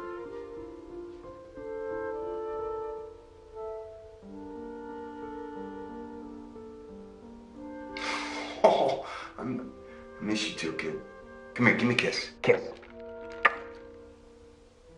Love you. Okay, bye.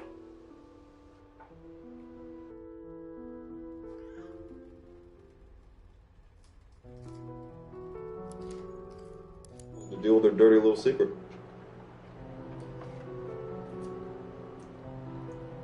Yeah, I hear you. But remember, the long game's getting into Greenstorm.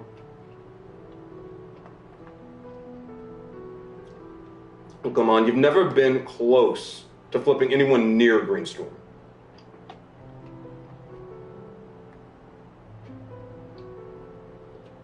No, wrong. I let myself get angry.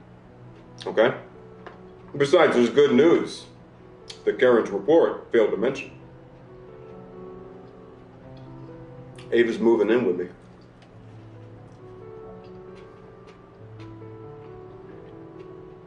Well, yeah, because we get to split the housework. It's got to look like a real relationship, right?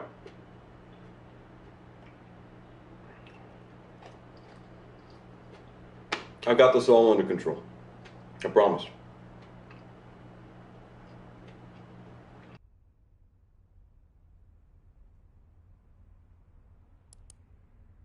I don't want there to be any secrets between us.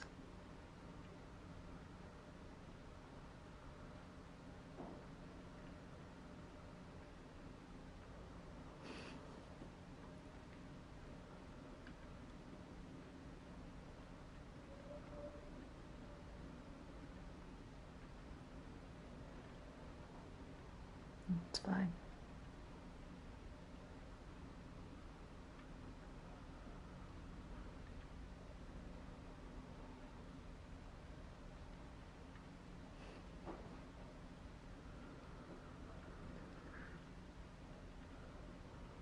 I love you. Night.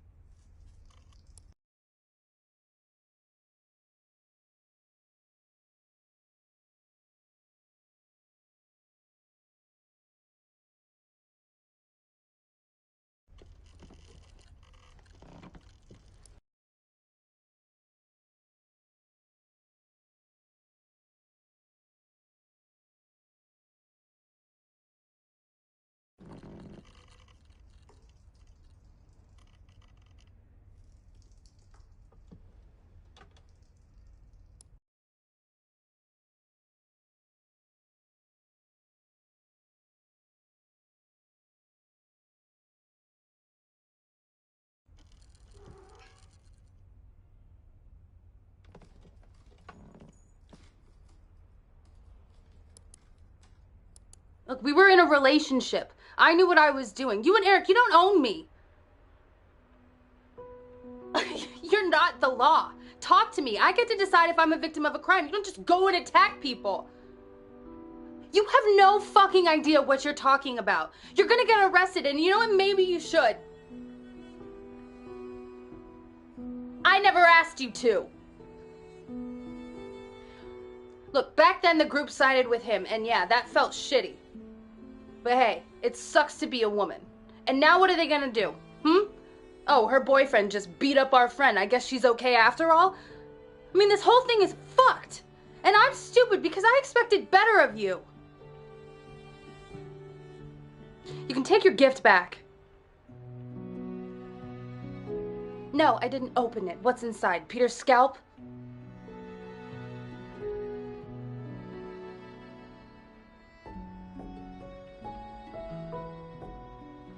What is it?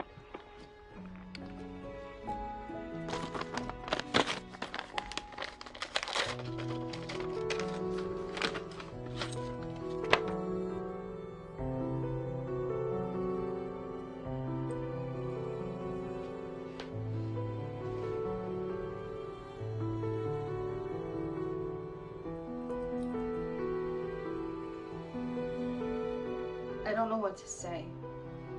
I'm fucking furious at you.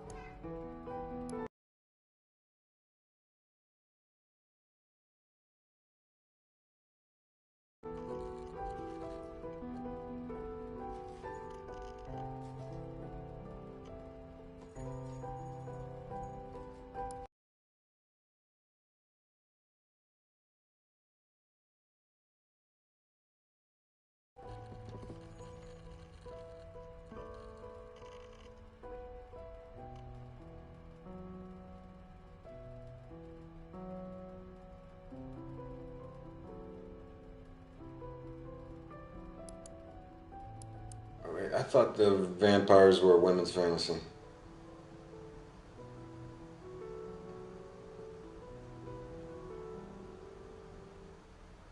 Oh, I see. So you bite the guys.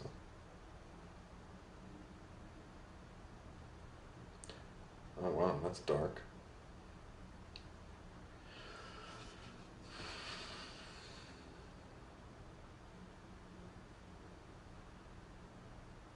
You know, people start with these fantasies and then they escalate to acting them out in real life. You know, they could end up. Okay, touche. Yes, I do. Nobody calls me Davey.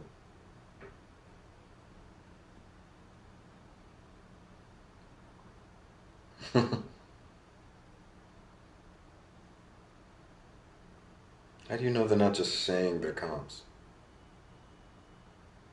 Yeah, you are. How did you get in there? How did you get into this job?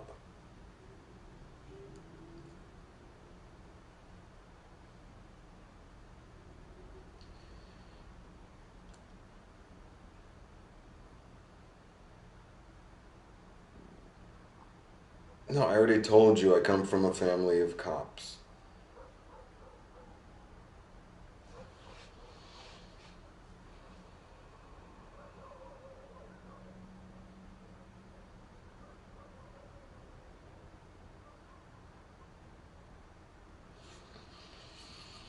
Okay. Okay.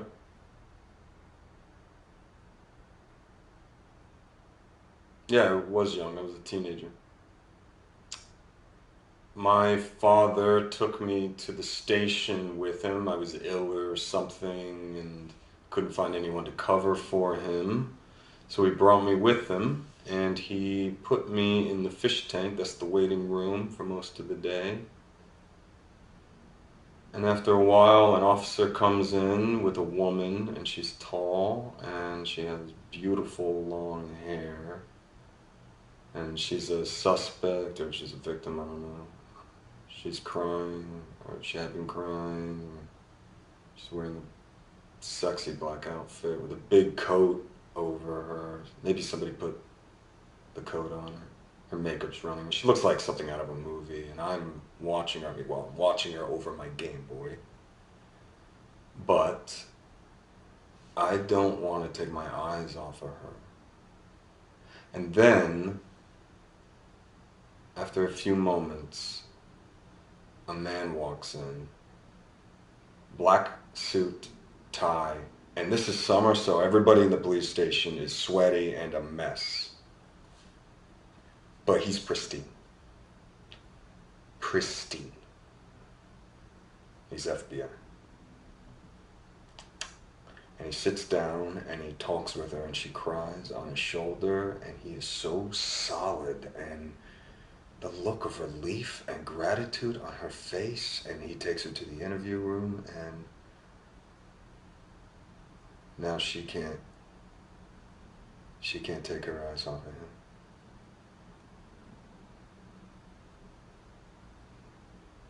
Yeah. Yeah, I want to be that guy. Yeah.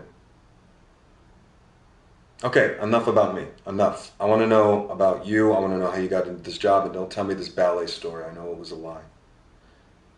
Stop the Bolshoi Ballet never performed Giselle in Paris. I know this.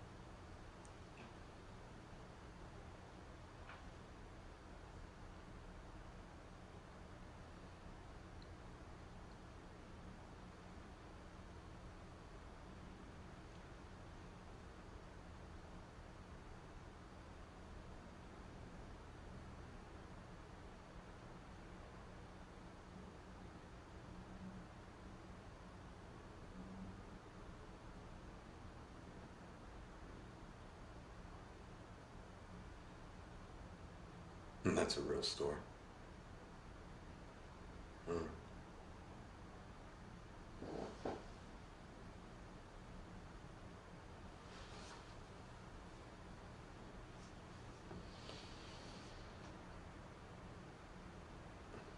Wow. What did your husband think about that, too? And what prison was he sent to? Because you said he was arrested for a financial crime. I'm sorry to force a habit.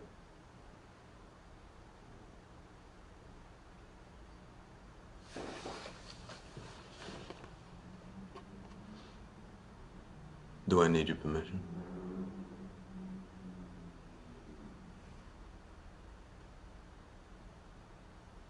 I'll do that. Bye.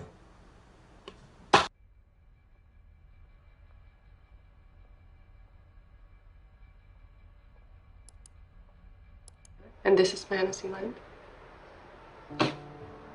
Anyway, you are a good guy. I actually like you. Can we start over? How was your day, honey? Don't be angry. Sound mad.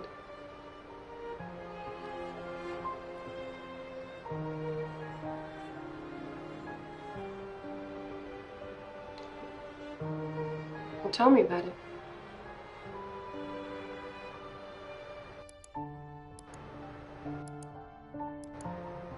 You gonna arrest him?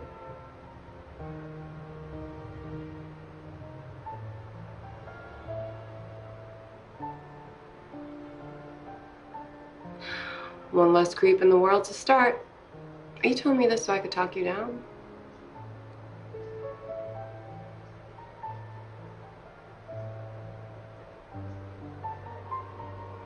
Well, why not do both? Beat his ass and then put him behind bars. Or option C, we play around for a bit and relax. No, you really want to be a regular. We need to consummate this thing, Davy.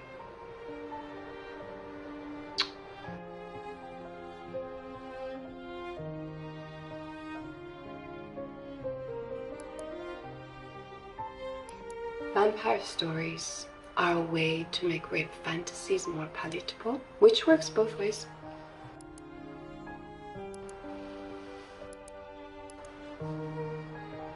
No, I'm the victim. One of the vampire wives. It's human nature.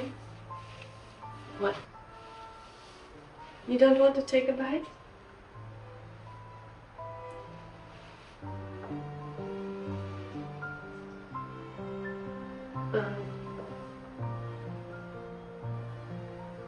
As government agents? Davy, do you mind if I call you Davy? Okay, well now they do. So Davy, you are the least horny law enforcement agent guy I have ever come for. Cops are normally the most twisted. Well,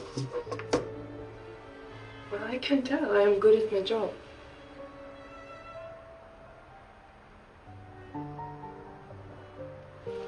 What?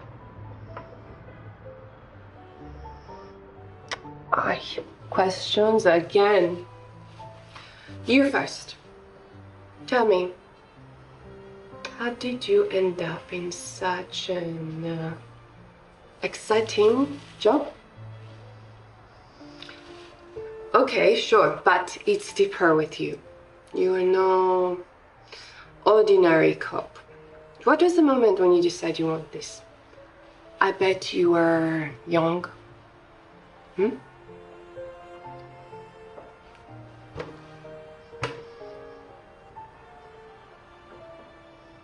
Okay. Tell me.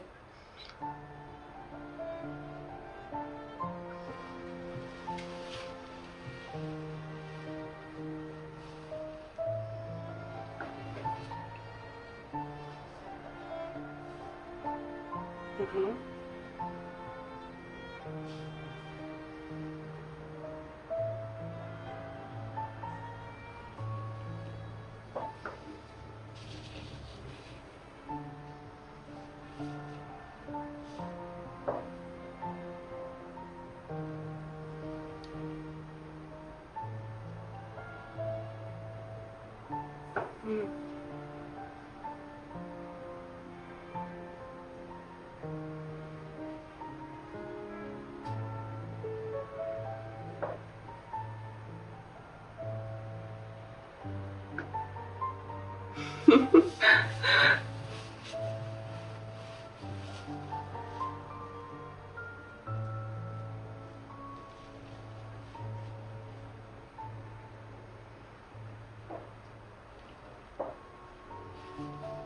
Mm-hmm.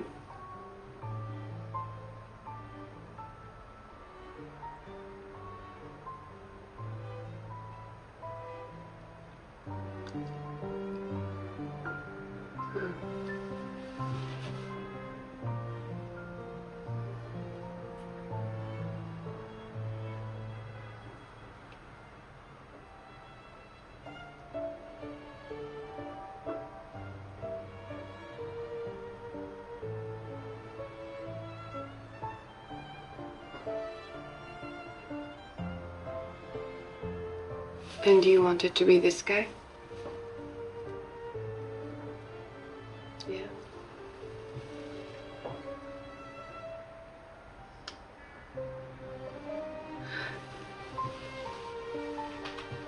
What? No, it was?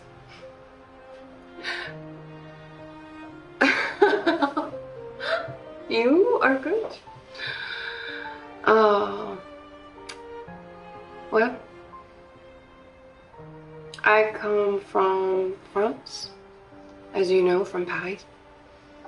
My father was a judge, a powerful man. And when I was in school, I was sleeping with a guy who was a criminal. This upset my family. They were worried about a scandal. So my father sent me to America to study. And this is where I met my husband. He worked in a bank, he made a lot of money. But he treated me badly. And so I told authorities about his insider trading. I divorced him while he was in prison.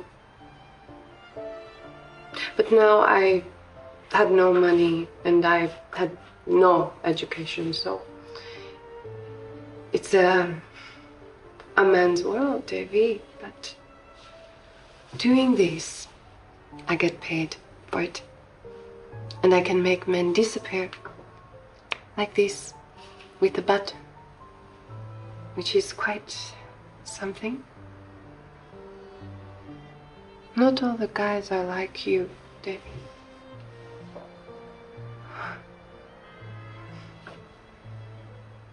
Yeah, I cross my heart.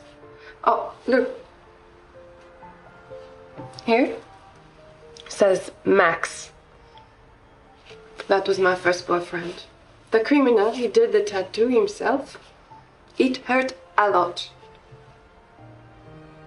He did not need his name on me.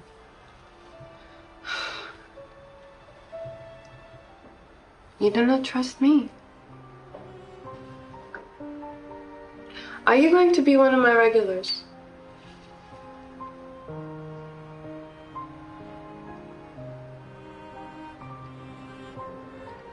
No.